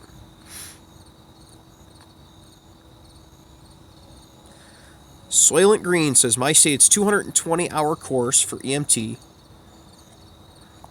and you have CEUs every year and must renew and retake every 3 years, like 3 years New Jersey. Expensive. I couldn't afford to renew. It's $1,300 every time. New Jersey sucks. Yeah, that's significant. Mike Lear says incendiary. I got what you meant with military ammo. I get what you meant, that you meant incendiary ammo. I don't think that would have had the same effect. Right now we don't even know that he didn't use incendiary ammo. You can get incendiary ammo for 5.56, but even if he had, I don't think it would have lit the jet fuel on fire. Jet fuel doesn't light that easy. Unless you put it into a big tub and put toilet paper in it and then light the toilet paper and it works like a big wick. Then you'll light it and eventually it'll hit the flash point and the whole thing will go up, but it's not gasoline. You're not talking about gasoline. Brian Waller says, this guy reminded me of Eagle Eye. He had ammonium nitrate in his car. Yeah, I did hear he had ammonium nitrate in his car. Paul says it was the University of Texas clock tower. That's right. It was a clock tower. I'm sorry.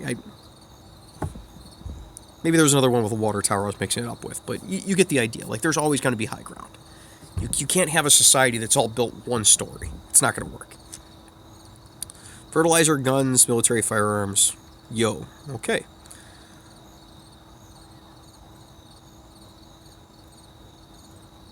Mike Lear says, why didn't he shoot his car if it was full of explosives? I have a lot of questions. Was he drinking that night? No idea. Who knows what? Like, what type of person that shoots into a crowd of people? That's not a sane person. You know what I mean? Like maybe he had a mental issue. Well, obviously, who that doesn't have a mental issue shoots into a crowd of innocent people? Come on.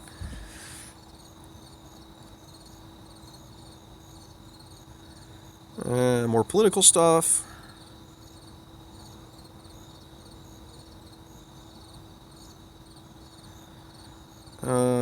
Cameron says, what happens if there's a sniper incident and you are somewhere outside of the exact area and something happens? I don't know. Depends on how close you are, what you're doing, what you're equipped with. Complex Blackness says, Complex Blackness. That's funny. I'm sure they'll have counter snipers next year. Maybe not. But I hope that it's something that people think about. They think about doing in the future. Soylent Green says, are you working or hanging out in your backyard at 2 a.m.? I am hanging out in my backyard. It's actually nice out for a change, so. Mono Loco says, sorry for another question.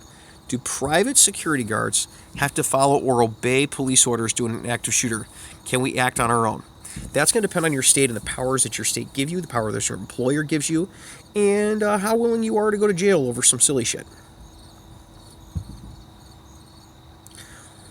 I have worked with companies that have had rules that said that once the police come on scene, they are in charge. I will tell you that where I'm at, if a private security guard, if I tell them not to do something, and then they go do it, and by doing that they're obstructing me in the course of my official duties, I could just lock them up for obstructing. So, might get you in some trouble.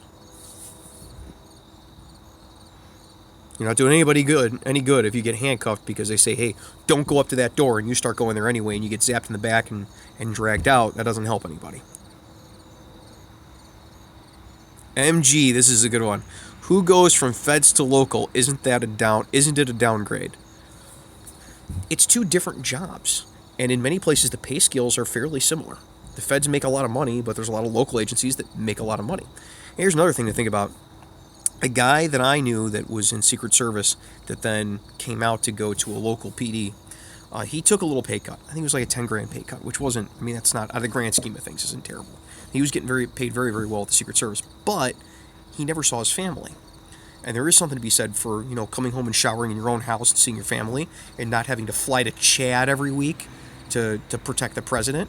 He was sick of flying around all the time. And it's not necessarily a downgrade. There's a lot of guys working the feds that are doing really crappy jobs that they don't like. Go talk to anybody working for the VA. Like, I know a lot of VA cops that are like, dude, I would love to work for Chicago, or I'd love to look for Cook County Sheriff's Police. Like, it's good money and it's a good pension, but man, this sucks. And they got me watching this parking lot half the night, and I'm like, it's not necessarily... The size of the agency has nothing to do with how good of a job it is, right? We got a place here that has their highest paid municipal police in the state, right? It's called Schaumburg.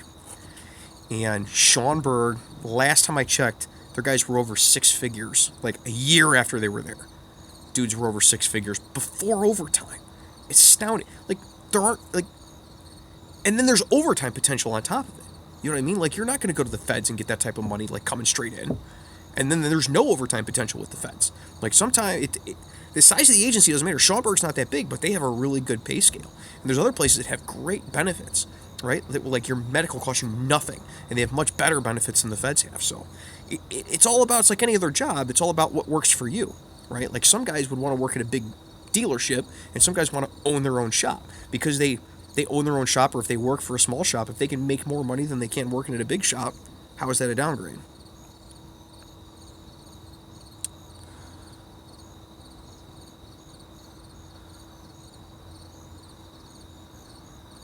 Randall Lee says, I wish I could connect with you without giving my identity out to everyone. Email me. It's in the About page. It's in Randall. It's in the About page. You go to the channel in the About page. It's freefieldtraining@gmail.com. Just email me. I'm here. There are many 5'2" cops running around Cook County, so I'm sure we've probably passed each other somewhere at 26th Street at some point. Griffin says all depends on the contract. I don't know what that's about. Dan says don't worry about us. Give it all social, bank numbers, address. It's all safe here. MG says I think there should be police presence at all concerts, events now, counter snipers, etc. You can't. You're never going to be able to mitigate every risk. But if you already have the equipment in place and you already have people that are trained in place, then maybe it's a good idea to just start utilizing them. Randall Lee says change your YouTube name to an alias. That might not be a bad idea. Brad K says they have counter teams all set up and ready for huge events like the Super Bowl. Why not concerts? That was kind of my initial point. I don't know if you saw the beginning of the video, but that was my initial point. Had this been, the governor giving a speech, there would have been someone there with a rifle. You wouldn't have seen him standing there with a rifle, but he would have been there in case something happened.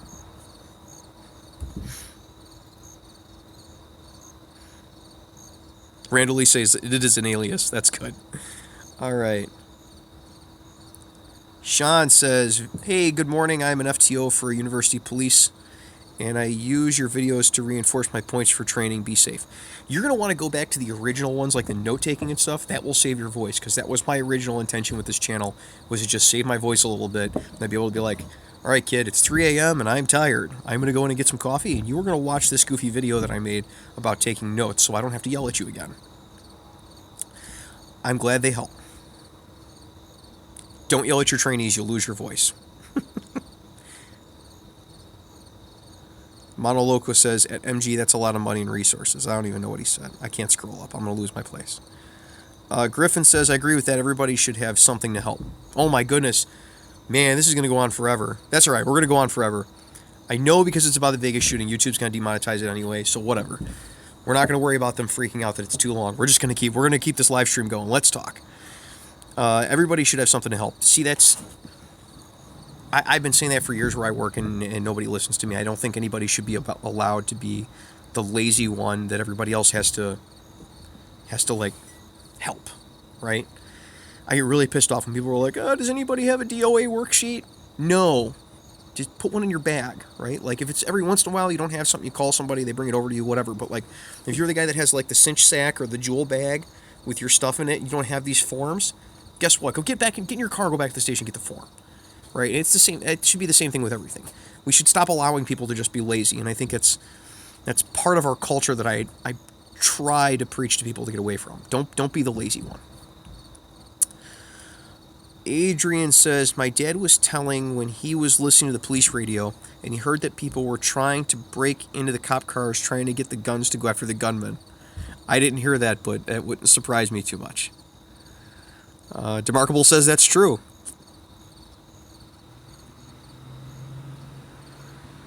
Okay, here's a good one. Carl Erickson says, would a semi-auto AR-15 patrol rifle even be effective at 300 to 400 yards? Wouldn't you need a rifle with some sort of heavier caliber, possibly bolt action? Okay. Here's time for FFT laughs, right?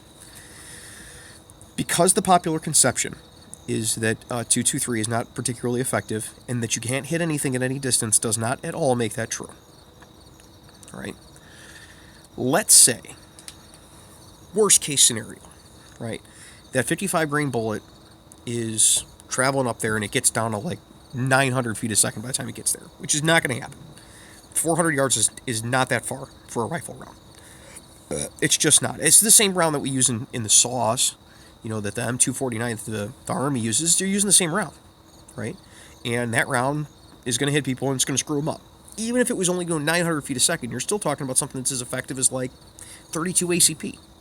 And 32 ACP, I don't know about you, but if I was sticking my head out a window and someone was shooting 32 ACP and it was hitting the glass and stuff around me, I'd probably put my head down.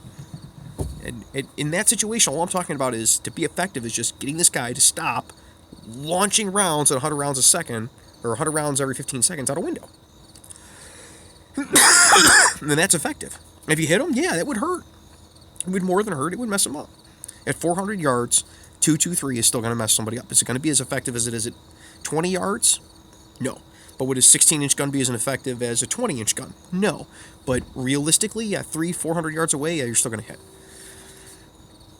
We're not talking about sniping. You know, we have to be realistic. I could talk about, well, we should have somebody with a 50 BMG, semi-auto rifle down there, so that if anything happens, they can shoot right through the glass of the window, or right through the bottom of the window and through the couch that the person's sitting on, and still get them, right? But now we're talking about an enormous outlay of money that's never going to happen. The public perception that no one's administrator is ever going to go for. You can't hide it in the trunk of your car so no one would know. It wouldn't be authorized. You wouldn't be indemnified from using it. Using 50 BMG or something like that, you're going to talk about actually going through concrete and stuff. All right, but I'm talking about, we have this equipment in place. We have people that should be trained to this standard. All you have to do is recognize that this could happen and have it somewhere where it could be used. And I think that patrol carbine could have been used at 300 or 400 yards by someone who knew what they were doing.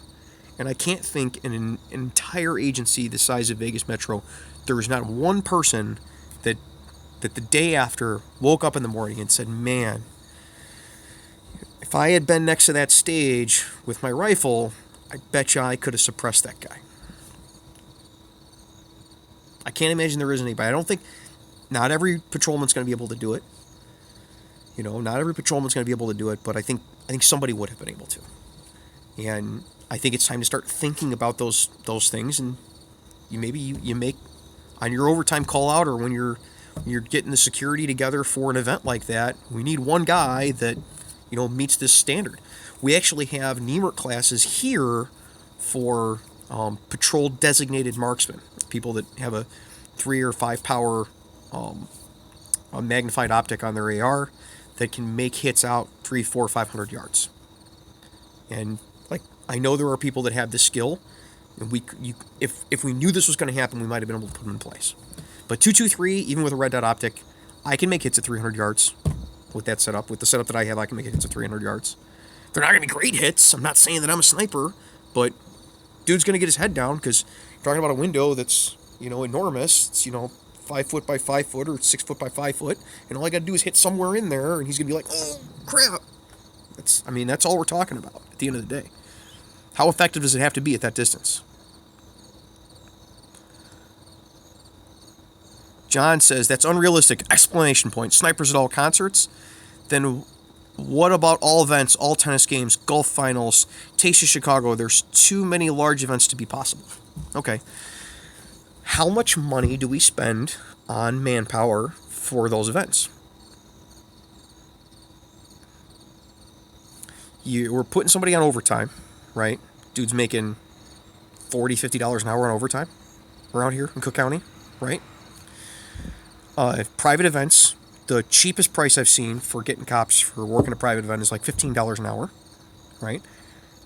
How is it unrealistic to say we need somebody for this event, one person that has gone to the NEMRC designated marksman course with Chudwin, right? You're the guy that's from Cook County, right?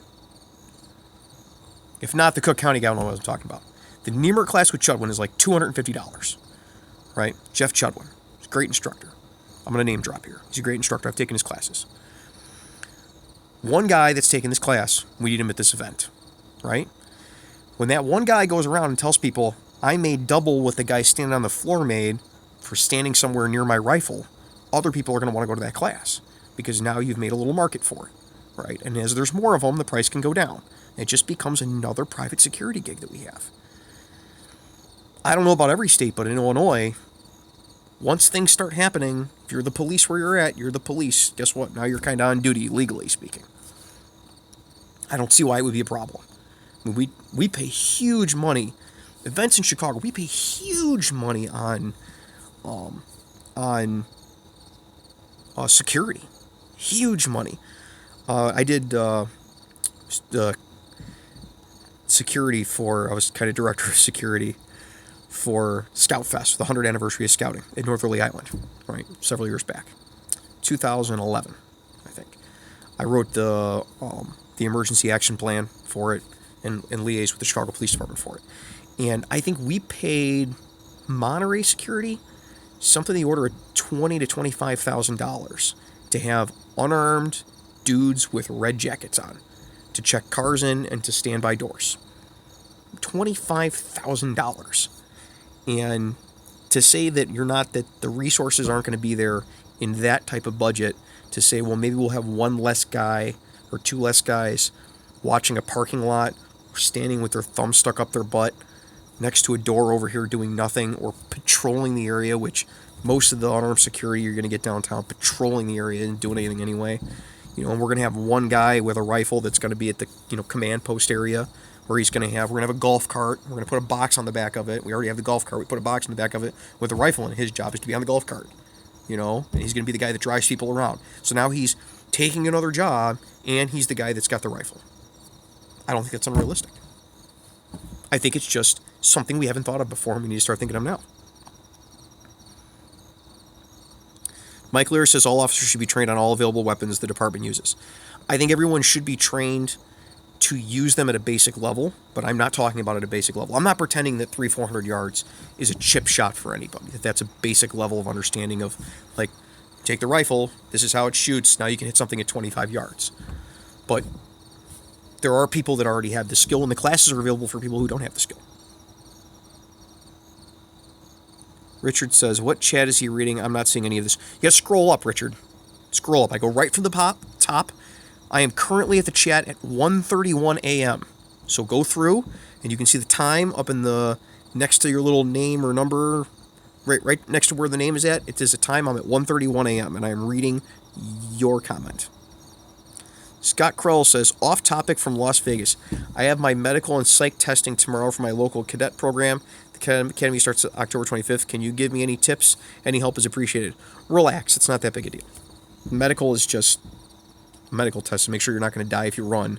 And the psych testing is just to make sure you're not a lunatic. So if you're not a lunatic, you don't have anything to worry about. Dan says it's the older chat versus copy. Thanks. Yeah. Go up. 1:31 a.m. That's where we're at now. Sean says, Scout's motto, be prepared. It's something I've lived my whole life. As long as I can remember, I've been in the Scouts, and it's stuck with me. Griffin says, same here. We always have people at any decent-sized incident. Adrian says, it was either assigned or overtime for them, I think. I don't know.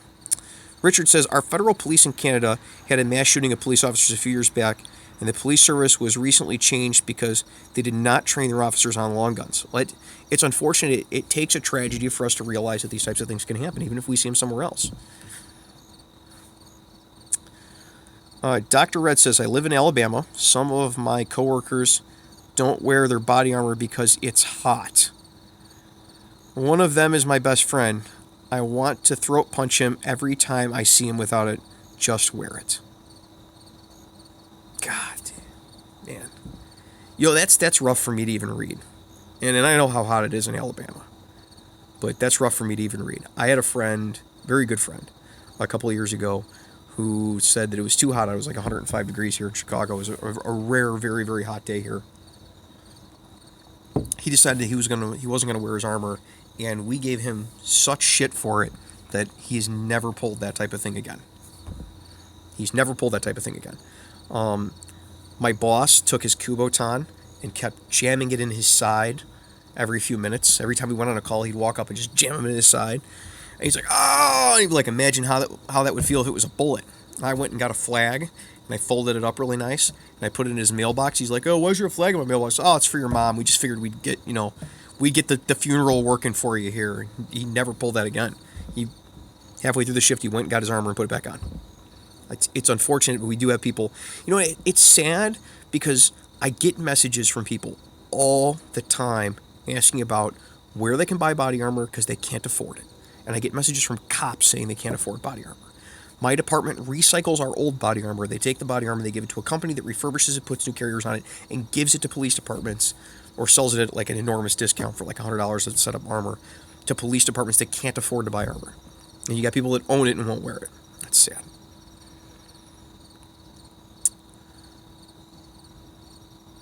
Dirksey says, as unarmed security, don't engage. Leave it to someone with a gun. Your family won't appreciate a martyr. Thoughts and prayers from Alberta. See? I don't think I'd be able to live with that. But some people would. D. Willis says, I've decided to start carrying IFAC everywhere I go after this one. Thanks for the video. I've said for a long time I'm not going to carry a tourniquet around when I'm not working. I have it in a backpack that I keep nearby. I have medical equipment. I can almost do surgery out of both of the cars that I own. My wife's car and my car. I've got like legit real medical kits with trauma gear and stuff in them. But I'm not going to carry like a tourniquet on my person all the time. And I just don't think it's realistic to carry it all the time. But I think if we stage it where we can, and we know how to make the stuff we need to make with what we have around us, at least when something like this happens, we're better prepared. I wish it was realistic to say we're just going to have everyone carry a Cat T tourniquet and a pressure dressing everywhere they went. But it would take literally an act of Congress to get people to do that.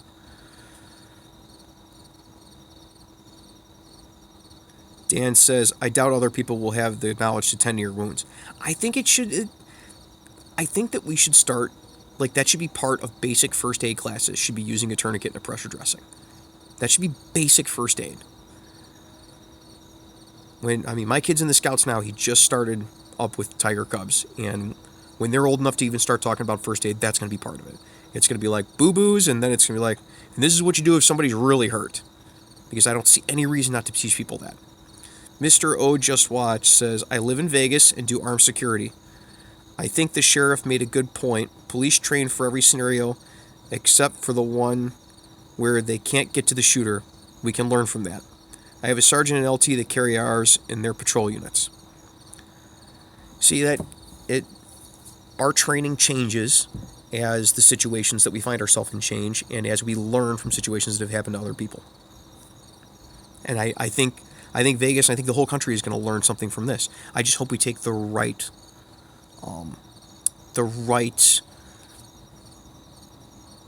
lessons from it. DeMille says, sad situation. It was. Paul says, better to have it not eating it than need it and not have it. That's, yeah. Mr. O Just Watch says, they were told to wait for SWAT because the shooting stopped and it's treated as a barricaded person. That's perfectly reasonable. If the shooting is stopped, then that's what you should be doing. You should be waiting for SWAT to make the breach. They've got the proper equipment and training to do it. I don't know for certain that that's what was going on. I hear the same scuttlebutt everybody else does. And I'm not going to pass judgment on what was done on scene. I wasn't there. Richard says, every bad situation is a learning situation, whether someone made a mistake or made a great decision. This particular situation was pure chaos. Dan says, I'm still saying, imagine if someone had some smoke grenades and popped a few thoughts. I think it might have helped, but I don't know that it would have, because of the area that he was shooting into was so large. D-Mill says, have you seen the leaks that came out? There were pictures of the shooter and his weapons. I believe they're fake, but I don't think anything's confirmed. I've seen the pictures. I don't know if they're legit. I don't know. I don't know if they're legit yet. Time will tell on that. Dukesy says, good point on the duffel bag rifle. 511 makes a covert M4 bag. Looks like a normal backpack. Talk to your agencies about having a guy with a long gun in a special event. You don't even need the 511 super covert stuff. Dude, go get a tennis racket bag and put a 10.5-inch AR in it and sight it in at 50 yards. And you're going to have something. They just get a normal duffel bag. It's disguised as medical equipment, put it in a big red medic bag and throw it in the back of a go-kart, the little golf cart thing, and it's there. And you just stay with it. Like, your job is to stay with this and to ride people around, and that's done. It doesn't have to scare people. Griffin says, or the apparition bag from Grey Ghost. Lots of companies make those, but you don't even need that. You could camouflage as anything. Anything that's about yay long, you could make the rifle look like. Dr. Red says, unfortunate truth, most lessons are learned by blood. It's true. Randall Lee says, we could absolutely provide more armed security to any event, but we both know cops don't work for free no matter how much security you have. When something happens, you could have had more. That's very true. That's very true. But I think that says a lot, not just about police departments and about budgets, but it says a lot about the tendency of the security industry to be a drive to the bottom. And this is something that I've been upset at for quite a while with the gun industry, because everybody knows guns are kind of my hobby, that there's this push to drive to the bottom of the market, right? Who can make the cheapest XYZ? Who can make the cheapest AR? Who can make the cheapest pistol? Oh, it's the cheapest thing that works really well, and this is the best gun ever, and you handle it, and you're like, this is kind of garbage. Yeah, it works, but it doesn't have any of the features of the $700 gun. Why doesn't it? Well, it's because it's really cheap. Well, it's a price point thing. Well, like, these aren't things that should be a price point thing, right? And I don't understand how people's safety is a price point thing. I go to far too many events. I work far too many events where we're paying for dudes with literally zero training, who are just wearing windbreakers that say security. I worked at McCormick Place, and at McCormick Place has, like, most of the security that you see, these guys in windbreakers, and they aren't security guards. They're actually called fire guards. They go take a test at the Chicago Fire Department, and they get a card that says they're a fire guard, and then it's just dude standing there with a windbreaker. Literally, they don't even have a radio. It's just a dude standing with a windbreaker. And they're like, there's the bathroom. If anybody asks you, tell them the bathroom's over there. If something lights on fire, call 911. And that's their job. And that's the reality of so much of the security industry today. It doesn't have to be. Because they're more worried about putting bodies in uniforms to make it look like there's security there than they are actually providing security. If you had half the guards, but twice the knowledge, you'd be better off. Try telling that to people that want to see bodies. They want to see people moving around. They want to see their money. And so the more bodies they can get for that amount of money, the better they think they are. But it's just not true. Hello, Friarland. Hello, Brian. I don't know what the shooter was influenced by. Thin Blue Line says, yeah, scary situation. He had a vantage point. He did. Dukesy says, we need rocket launchers, bro. Yeah, I don't think that's going to come. If we're at the point in the United States where we need rocket launchers or light machine guns, it's probably time to get out of the industry.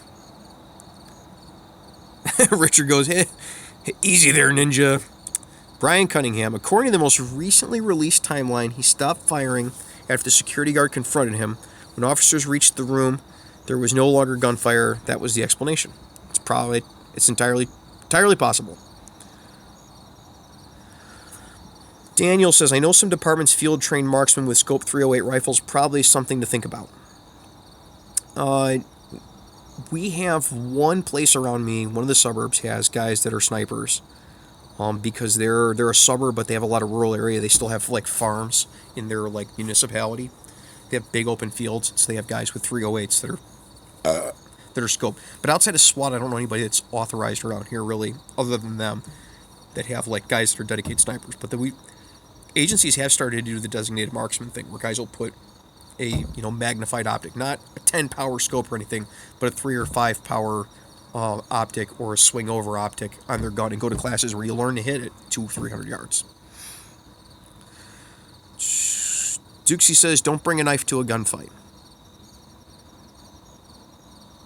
Richard says, don't bring a knife to an AR fight, let alone a gun. Yeah. 21 Deadshot, do you think all patrol officers will now carry AR? I mean, sergeant do or head patrolman? I know, I covered that earlier in the stream. I don't think all patrol officers will or should carry an AR. I think every cop, though, should carry something to make a critical incident better. And they should be trained on it. It should be their responsibility to stay up on that training.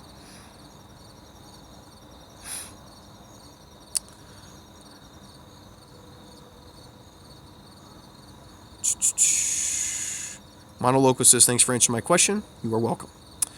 Thin Blue Line, yeah, and he was just spraying, no aiming, full auto, and just spraying smoke would make it harder for those lucky to escape. I think what Dan was talking about was if you put the smoke between where you think the shooter is at and the crowd, would that have helped? And I think potentially it might have, but perhaps not as much as you would think in that circumstance. I still think it could be a viable tool, especially if you're trying to extract people. In the situation they had there, they've got all these people on the ground, and they're injured, and they're trying to bring EMS in, and you got a guy up there that's not shooting anymore. Maybe it would have been an idea to put a smoke screen between where that threat that we think potentially could still be at and all of the victims while we're moving them out. The more I think about it, the better an idea it seems like. Dan having good ideas, that's a new one. John says, what about a small drone rigged with an explosive charge that you can fly to where the shooter is concealed and detonate it to take a person out? And people think I'm being unrealistic with saying maybe somebody could have had a rifle, or maybe in the future we would put rifles there. I don't think we're not putting explosives on drones and flying them anywhere anytime soon, I don't think. Joe Martin says, do you think that it will become common for the police snipers covering outdoor events to prevent attacks like this? I don't know that it would become common, but I think it's going to happen. You're going to see it more. I actually hope you don't see it more. I hope the public doesn't see it more. I hope it just happens more.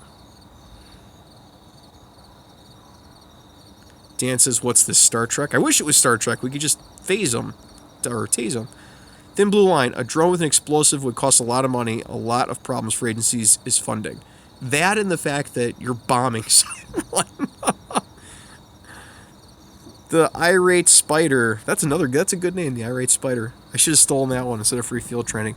Speaking of which, maybe the autopsy will turn up a brain tumor with Charles Whitten had. I don't know.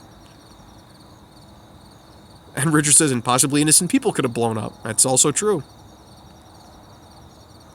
Adrian says, Star Trek is a crappy version of Star Wars. LOL, not hating on Star Trek. Star Trek was around first, so if anything, Star Wars is an offshoot of that.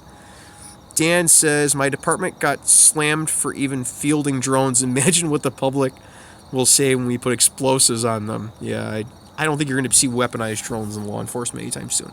Nor do I hope to live in an America where we have to weaponize drones.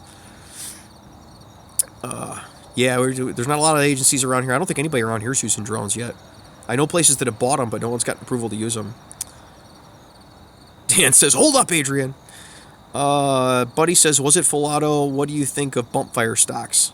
I don't know what he was using up there. I know there's pictures of a Daniel Defense M4 that had a bump fire stock that are circulating the internet. We don't know if those pictures are accurate or if that was the only gun that he had that was capable of putting out that volume of fire. I've never used a bump fire stock, to be honest with you. I never thought that it had any utility, so I never bought one.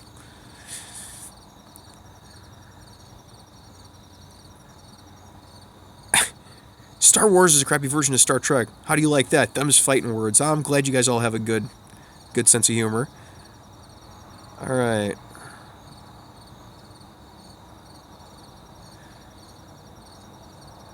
Holy crap, now we're getting into a Star Wars, Star Trek argument.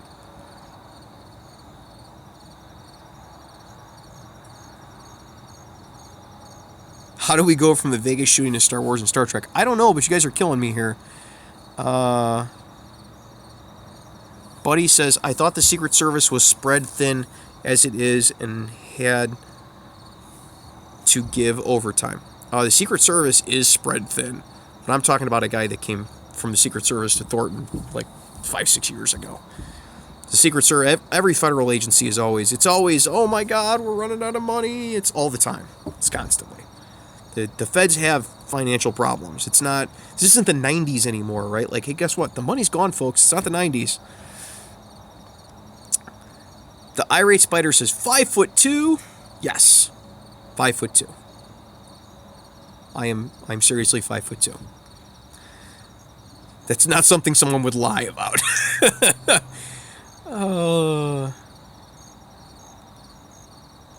Oh God, the gangbanger talk is killing me, Dan. USAF JGG says, I love your YouTube channel. Glad you like it. Hi from Canada. Hi from Illinois. Adrian says, up to this point, he's going to yell at me for saying Star Trek sucks. Yes, Captain Kirk is a douche. I don't think he's a douche. He'd probably be pretty fun to drink with. Randall Lee says, I sent you a Facebook message. I don't see the email about the About page. I just saw it pop up on I got like the secondary screen, G4 or whatever this phone is. I will get back to you when we're done live streaming. DS9 was freefieldtraining@gmail.com. I found this. Okay. DS9 was the best thing on TV. I like DS9. Soylent Green says 50 caliber handgun for home defense for when there's a burglar behind the refrigerator at your neighbor's house. 50 caliber handguns won't go through that much stuff. They're pretty powerful, but it's still a handgun round. It's not going to do more than like a 12 gauge slug will. Especially not one of the all solid cop or 12 gauges. White Mike 30 Van Life says, very real issue. Security companies are hiring. I'm not going to say that. I see this every day here in Phoenix, and they're guarding apps power stations. Not a good idea. I don't think someone's ethnicity has anything to do with how well they're going to work as an employee, especially not as a security guard. But if you take people and you don't background check them at all, and you don't train them at all, and you just give them a windbreaker, that's not security. That's a guy standing around. If you need a guy standing around, you can hire me, and I will stand around. I could use the money more than most people anyway. S Science says, did we know it would happen? I don't think anybody knew this was going to happen. Griffin Arctic says, agreed. I can keep them at 4 to 5 inches at 300 with my 11.5 inch AR. It's not MOA, but it's minute a man. I think that's all we're talking about here. If you could suppress them, that would probably help. And we saw, we've seen what happens with any time when an active shooter. Most of the time when they get engaged, they stop what they're doing and they off themselves. So if somebody had shot back, maybe it had worked.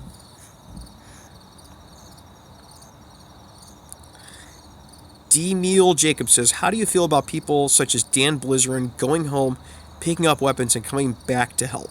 I think they would have helped a lot more if he had come back with, say, 100 pressure dressings. And since the man's a multimillionaire, if he's going to keep something in the trunk of his car to run back and get, I think he'd be better off keeping medical equipment there.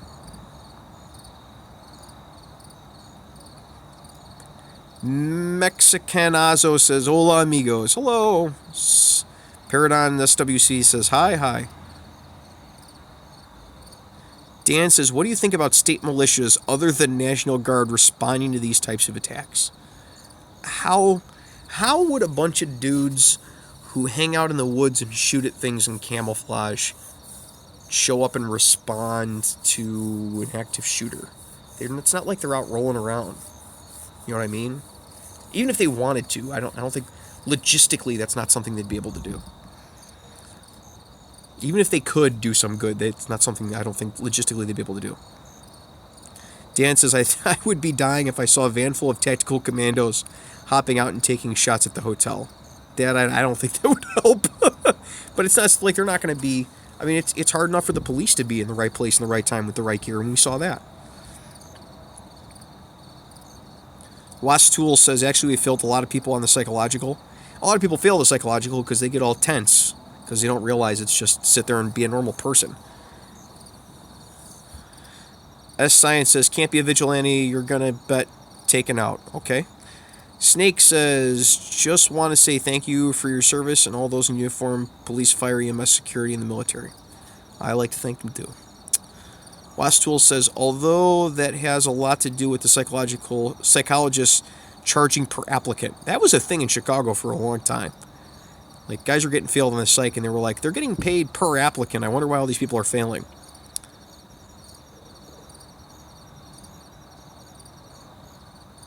Chupa says, my FTO would tell me to take off my body armor because if I got shot, it would be in the head.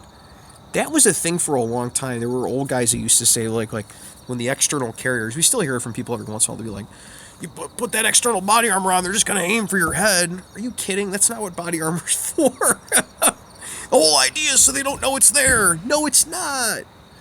Body armor is so that things that come through cover have something else they have to hit. It's for the bullets that are sent to whom it may concern. Someone that's hitting you in the head, they're going to hit you no matter what. And they're not going to hit you with something that is going to get stopped by, soft armor anyway.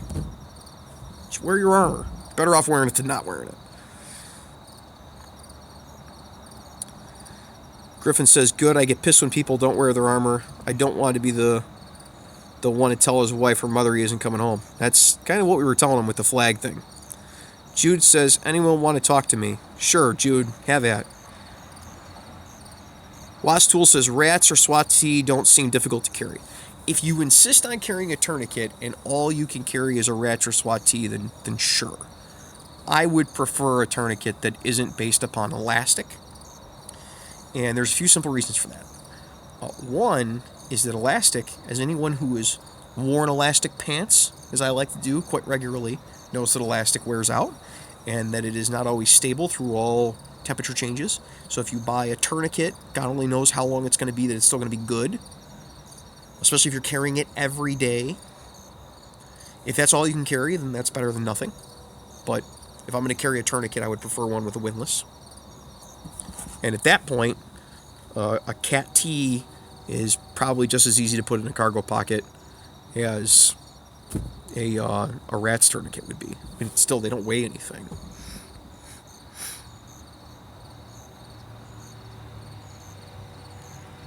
Griffin says, that's absolute BS, Chupa. He should never be an FTO. I would tend to agree.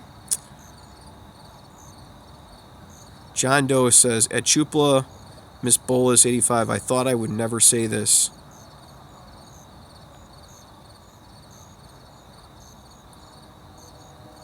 Wasp Tool says a bandana works too. That's what we were taught in the Scouts. They can. A cotton bandana, sometimes they'll rip. They do make pretty good packing material.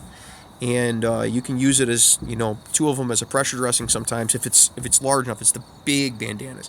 The Scouts started making the bandanas smaller, like the Cub Scout bandanas are tiny. Like, what are you supposed to do with that? But we used to have those big ones that came all the way down to here. It was like a tie on a grown man, and those were good for first aid.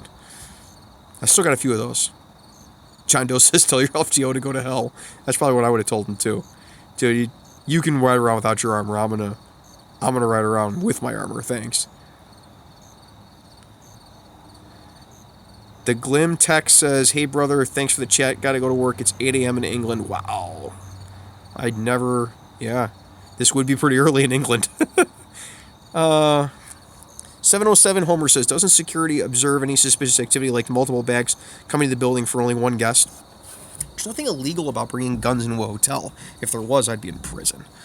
But guys bring rifles into hotels all the time. You probably never notice.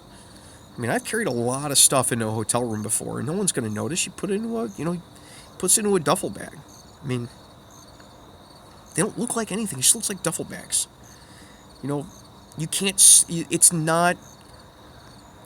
It's just not feasible to, metal detect or search to screen all the luggage coming into every hotel and to screen every person coming in every hotel, right? And beyond that, then to make sure they don't bring any extra luggage in after they've left and gone back to their car or whatever and come back in again. And then beyond that, you're staying at the hotel, you're renting a room to live in for, 3 days or a week or whatever. They're going to tell you now you can't bring your rifle to your room when you're going hunting or when you're going to a class. It starts getting to the point where you actually are infringing on people's rights because one lunatic did something. How much sense does that make? That's the type of... You can't put screening everywhere. And as an individual, again, the purpose of this chat is, as an individual, what can I do? As an individual, what can you do in the industry? And I don't think, saying you're going to screen every bag isn't going to do anything.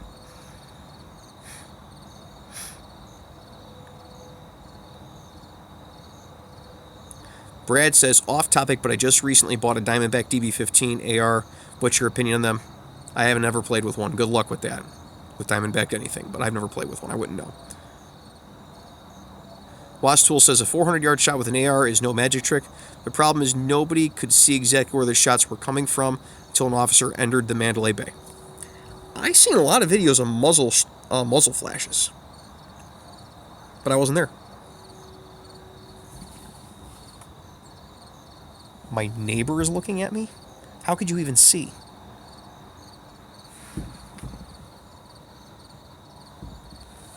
Whatever. The little old lady next door is looking at me. That's fine. She can look at me. A Science says they said a guy in a security jacket was running out the hotel. Maybe he was. 707 Homer says, would drones be of help for law enforcement? They could. It would work kind of like a helicopter. It would just be for observation.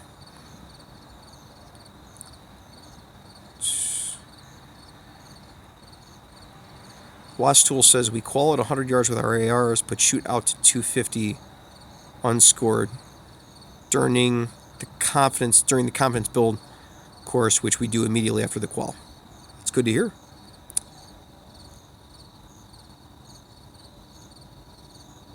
Randall Lee says, I know 0 patrol guys that carry smoke grenades. There are always better options to this job, but let's be realistic.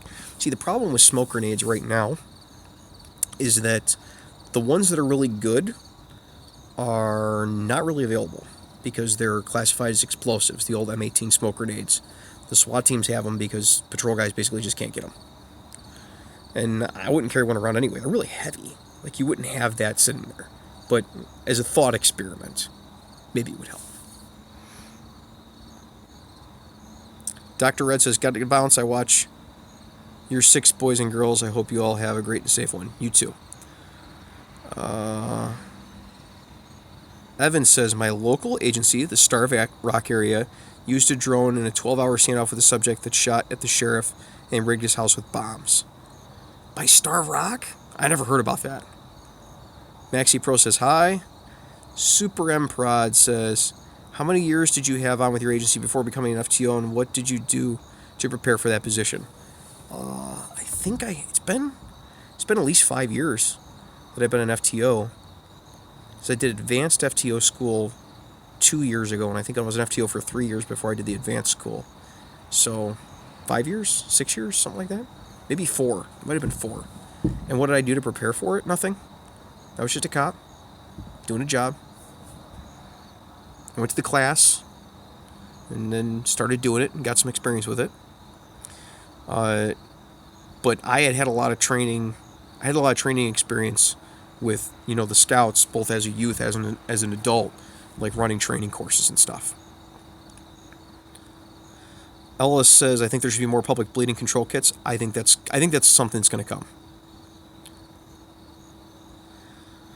Keegan says, hey, I want to become a canine cop, but I have a chronic illness, ulcerative colitis.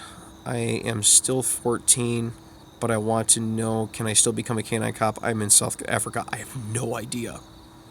Randall Lee says, well, I am 6'3", let's play ball. How about bowling? We could do bowling. Dan says, I knew it could happen. Okay. Evan says, my father's a police chief in LaSalle County. I try to convince him to bring his rifle to work, especially considering there's a school 150 feet away from the PD. What should I do to convince him? You're not going to if he doesn't want to. Randall Lee says, can you tell that we both work mids? Yeah, I'm drinking hot chocolate. I'm not even drinking coffee because I want to get up early tomorrow, but I'm not going to be able to go to sleep, dude. Cameron says, Dan Blizzard went back to his truck and got his gun, not his house. Did I say his house? I still don't see the point in going back to your truck and getting a handgun and coming back to some good with a rifle shoot. I don't see how that's helping. Sean Ricky says, just to keep the fire going, I like the Family Guy Star Wars the best. I love the channel. Also a fellow FTO from Pennsylvania. Well, it's nice to meet you from Pennsylvania. I also like the Orville. I think that's a cool show. I really like the big guy that laid the egg and had to brood the egg. It was hilarious. And the fact that the captain, his ex-wife, is his executive officer, it's hilarious. Sebastian says, I want to be an Ohio State Trooper. Good luck. Dan says, the Family Guy Star Wars was the best thing going for them. The Force is stronger than Family Guy. Oh, here we go with this again. Sebastian says, the shooter was shooting so much that he set off the fire alarms, which led police to him. Where is he reading this at? I am currently at 2:31 a.m. Dan says, scroll up for about 20 seconds. I think I'm going to have to cut this off at 3 hours. Chupa. I would just laugh, but wear it. He had 30 years on at the time and that was 10 years ago, so he was part of the era of no one having body armor. Still stupid. Yeah, I don't understand. I had a guy that told me at work, he said, I'm not carrying a tourniquet unless they let me wrap it around people's necks as a weapon. And I was like, you're out of your mind. Like, did you not listen to a word we were saying? The entire time we were talking about these, you didn't listen to a word we were saying? Thanks.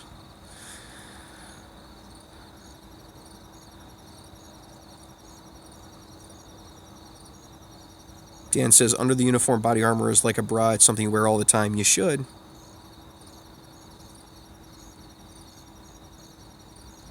What do you think about Stefan Paddock? I'm not going to give his name any... I'm not going to give him any airtime. I think we should let people that do these types of things, we should let their names die. We should call them like Offender A. And we can talk about who they were and look into their background and stuff, but never give them credit for anything. Joe says, I carry a cat-style tourniquet daily on the job as an EMT. I started carrying one after an EMT buddy of mine saved a guy's life with his quick thinking of the tourniquet he was carrying. I couldn't fault anybody for carrying a tourniquet every day at work. Out for Fun with Dan said, would you highly recommend the Safe Life Defense Vest? Looking to purchase a new vest for work and security. If I didn't highly recommend it, I would not have taken it out and shot it and then showed you the video of it. So, there's that. If you need a vest and you want to buy a new vest and you have $400, you're not going to find one that is better than that one. I've shot a lot of vests at work, and I've even shot like used body armor on the channel too. And I haven't seen a whole lot of vests that take 12 gauge 1 ounce slugs as well as that one does. Not that that's the best test in the world, but the Safe Life Defense the Safe Life Defense Vest is pretty stiff because it's the old Kevlar technology, but that helps with back face deformation, and it's very protective. You're not going to find something that's more protective than that. I'm not going to tell you that it is necessarily going to be more comfortable than a $1,200 vest, but it is something that you can have now, that is affordable, that is very, very protective. And I think that the way they designed it so that it's full coverage instead of just being front and back panels, like a lot of companies, and that it actually has a suspension system and has mesh on the inside, it really does help. I can't recommend it more highly for people that have to buy their own armor that are on a budget.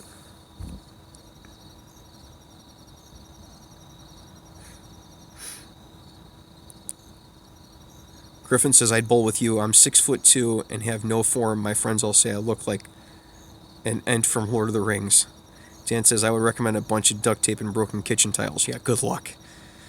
Cameron says, at the time he couldn't have known that it was a rifle or where the shots were coming from. Who, Dan Blizzerin? I don't care what Dan Blizzerin does. Who's Blizzerin? He was underneath the shooting from what the video is saying. Trooper Gary says, have you seen those videos when they go up to the bodies and when they go and check for a gunshot wound, there's no exit entry? No, I haven't seen any of that. I don't really get into the conspiracy theory stuff. Adam says, do you get recognized on duty? Yes. Yes, I do. Westfield says, we just got cat tourniquets. That's good. Carry it around, even if it's just in your car. Griffin says, I purchased the Safe Life Level 4 ICW plate for my active shooter kit on your recommendation.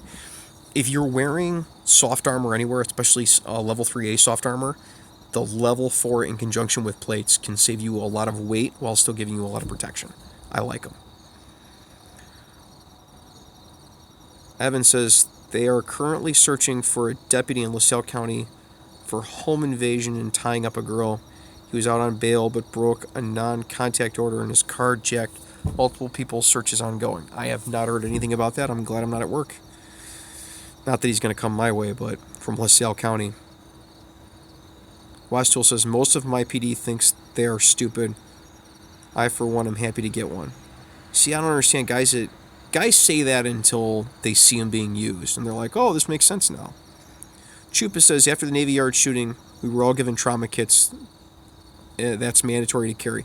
See, it's always the blood that teaches.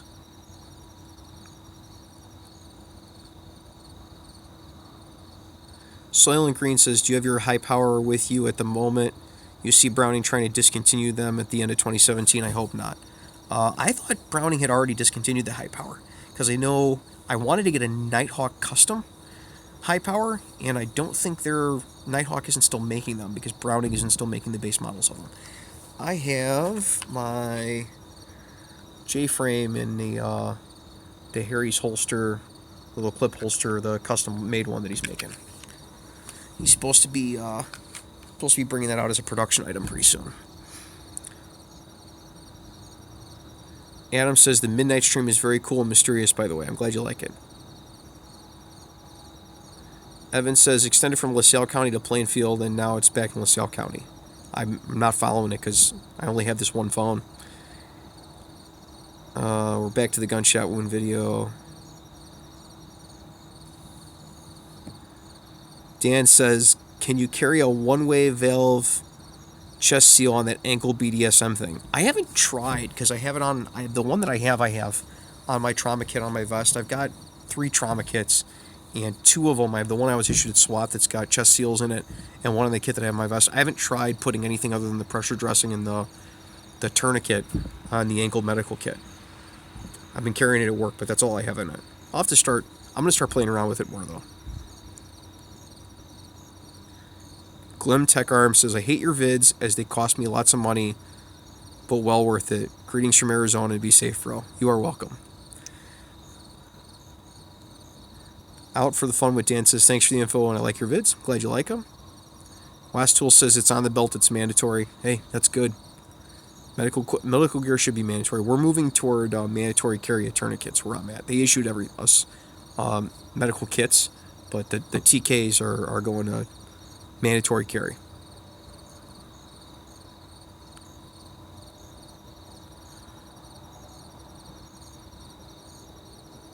Everyday Man says, totally agree. Giving people like this should not be given any credit. That's what they want. Yeah, they want the notoriety. Don't give it to them. Trooper Gary says, do departments let you bring your own sidearm in as long as it's up to reg? Where I'm at, we're required to. Other towns around me issue everything. So it depends on the agency. Last Tool says, I work in the Netherlands. That's why.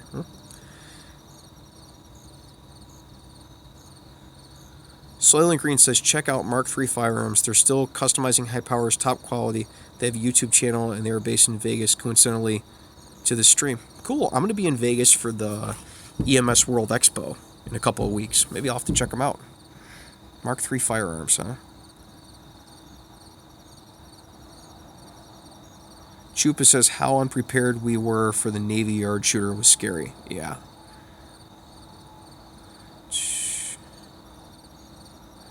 Randall Lee says, you must have your phone plugged into a charger. Yep. I gotta run right into the garage. YouTube's gonna freak out with this 3-hour-long stream.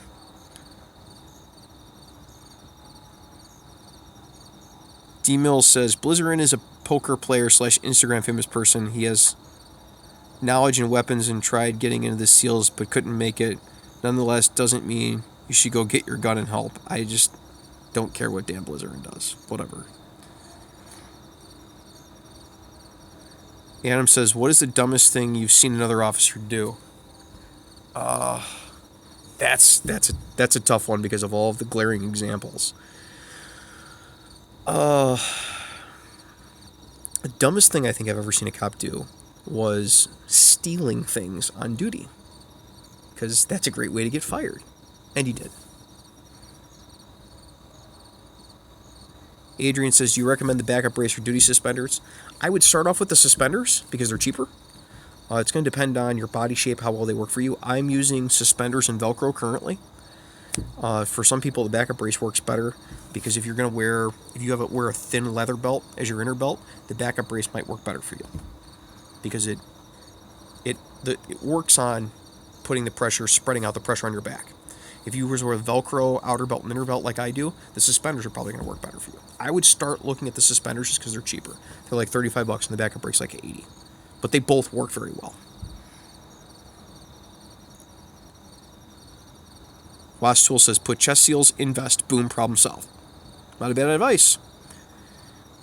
Bavaris James says, hey, I love your flashlight dids, but I found out I need a flashlight that's 4 inches or less in length. Would you be able to find a good flashlight for less than 4 inches? Thanks. This is so far the best little light. I think it's about 4 inches. This is the A-Tactical A1. They make an A1S. I gave that one to my buddy. He's using it at work. It's like 600 lumens. It's got a lot of throw. I like this one. I think this is 4 inches or less. So it's not a bad little light. It's only $20. Streamlight makes several versions of things like this, and Surefire makes several versions of things like this. So if you don't want a $20 light, if you want a $40 light, you can get one just like this from Through Night that's $40. I don't know if that's better or worse because I think these are made in the same factory. Through Night and A-Tactical, it's probably the exact same thing. But you can get a Surefire or Streamlight version depending on your budget. But everybody makes these little CR123 4-inch long lights. A-Tactical, Through Night, Surefire, Streamlight. As the price goes up, the quality control of the light goes up.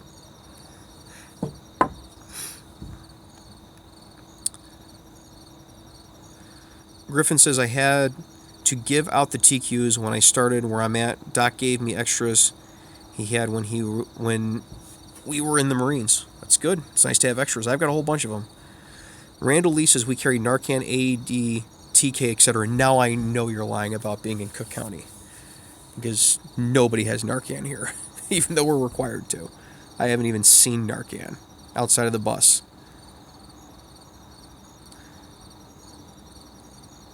Soylent Green says, as long as you keep your clothes on, who cares how long the stream is? For some reason, YouTube freaks out if it's over like an hour and 10 minutes. They freak out and they want to pull them down because it's too much to watch to verify that you're not saying anything bad. And it's a mess. Just don't worry yourself with it. It's just, it causes problems if it's over an hour, but we're already at 2 hours and 16 minutes. Who cares at this point? Dan says, we are encouraged to carry TQs, but sadly we can't do that ghetto rig you do with hair ties on your belt. We got to buy this specialty Kydex holster that's like $60. We actually got issued the specialty Kydex holsters and they all broke. So almost no one uses that anymore. So we started, I did the hair tie thing on my belt. I recently I put it in my epaulette and I put a hair tie around it. Kind of just hold it up there on your epaulette. Stole that from a couple of guys that were in the service. They were like, "No, this is how you carry it, so you can always grab it." And I was like, it kind of makes sense. And other people have put them in their cargo pockets on their pants. The blowers have like a little elastic loop cargo inside the cargo pocket. There's little pockets, and they've been sliding them in there. So almost everybody carries them where I'm at.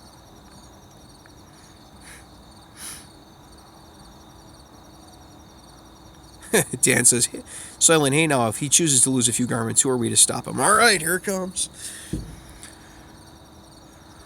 Wastool says, can carry a personal weapon, Glock 21, Gen 4 is issued. Can't, not can. Okay. Some places do, some places don't. Where I'm at, I have to buy my own gun. Dan says, Stryon HL as always. Is the Stryon less than 4 inches? I'm not sure. But the Stryon is a very good option. And it's cradle chargeable, which is great. I love cradle chargeable lights.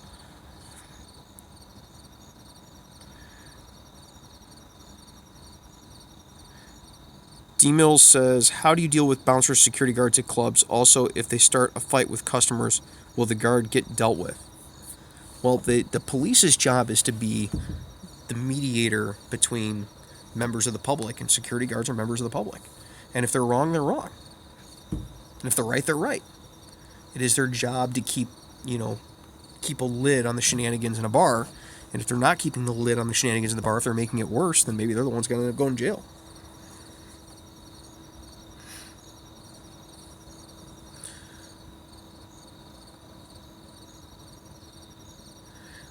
Wastool says, I don't work on the Netherlands. I work with Neanderthals.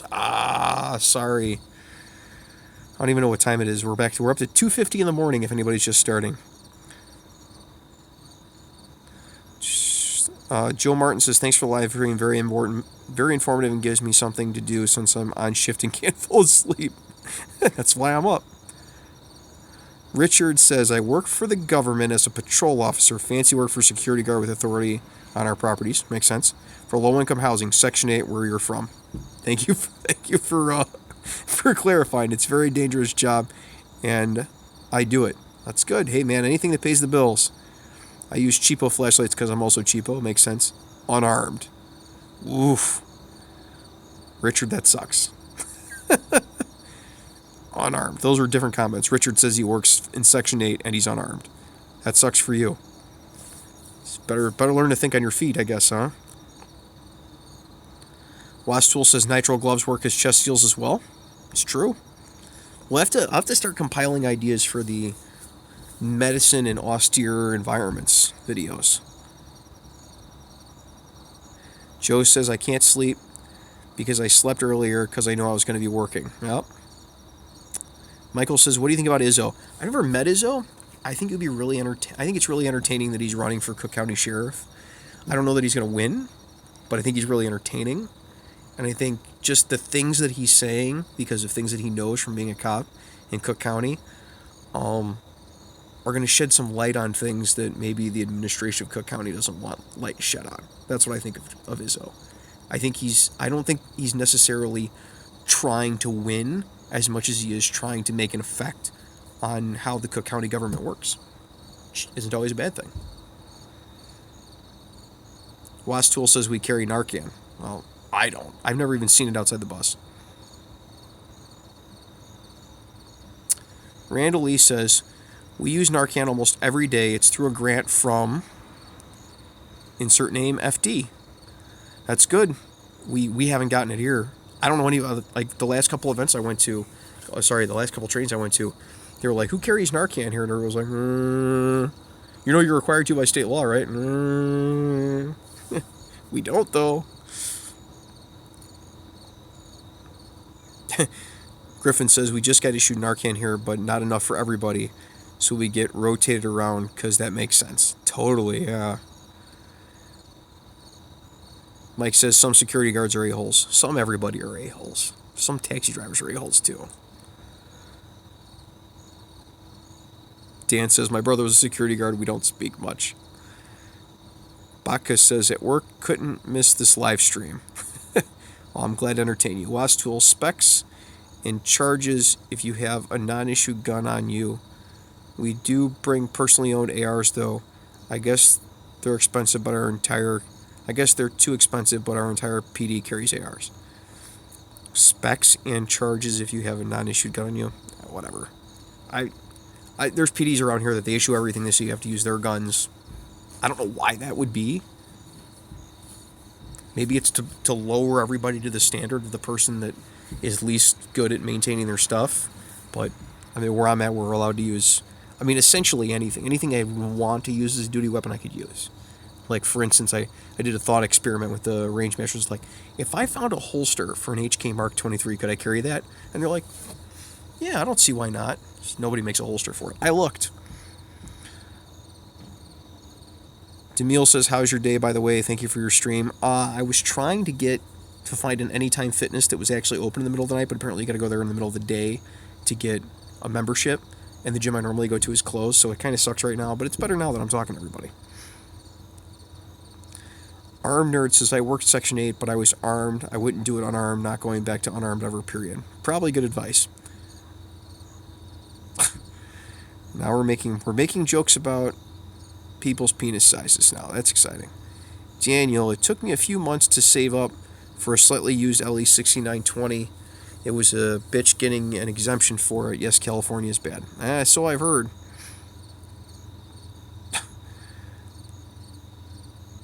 Richard says, I live in Canada. Enough said. Dude, that sucks. Baraka says, what gloves are good for patrol? Any recommendations? I use the, what do they call it? The Hatch Friskmasters, the spectral ones. They work really well. They're a leather glove with a spectral liner on the inside. They're really cut resistant. I like them. Joe says, from my experience on the EMS side, most of us in my area would rather cops don't carry Narcan. I don't know. I don't get to use it, so I don't know. Mike says, damn, you still alive? Yep, we're still on here.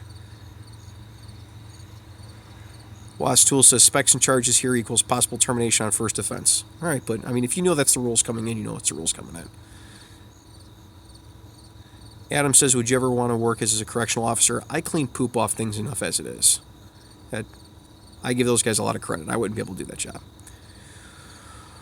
Griffin says, we all get issued a duty weapon. As an officer, we can only carry that. Once we make investigator, we can carry anything that we can qual with. They do have to be inspected once a year by a smith. That makes even less sense. Like, if you're on the street, you have to use our gun. But if you're sitting in an office not wearing a uniform and not wearing body armor, then you can carry whatever you want. Whatever. We just make things up as we go along and come up with rules that don't make any sense. It's cool.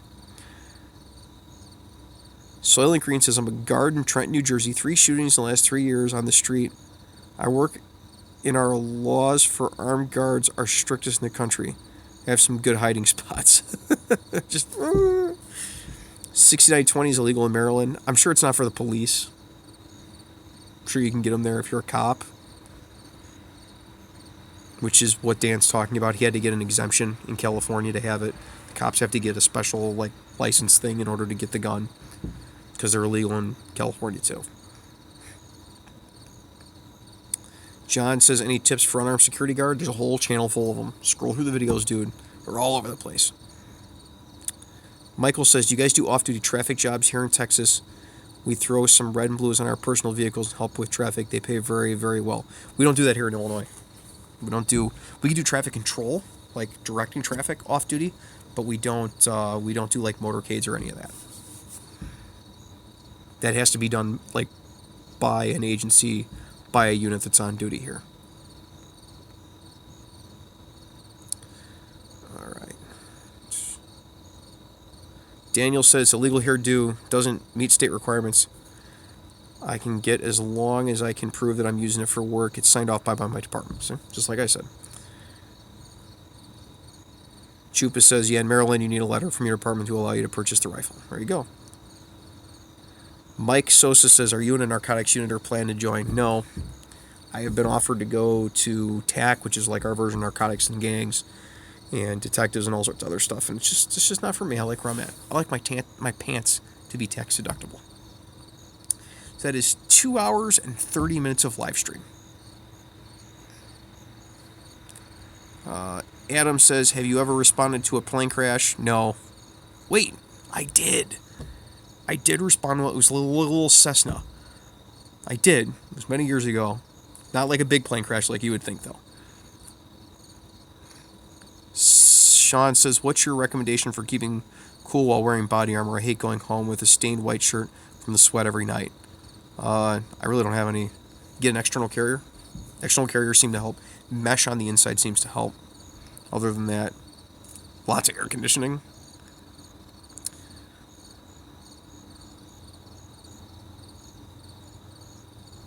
Dan says, go to traffic, man. You don't do much. Around here, we have a lot of 1050s, which is like motor vehicle collisions, and our traffic guys have to do all those, and I don't like doing 1050s, so no, I'm not doing that. All right, 2.5 hours, and we have reached the end of the comment stream. So, I'm done. This will be the grand experiment for YouTube to see how much of a pain in the butt they are about the 2.5 hour thing, but what are you going to do?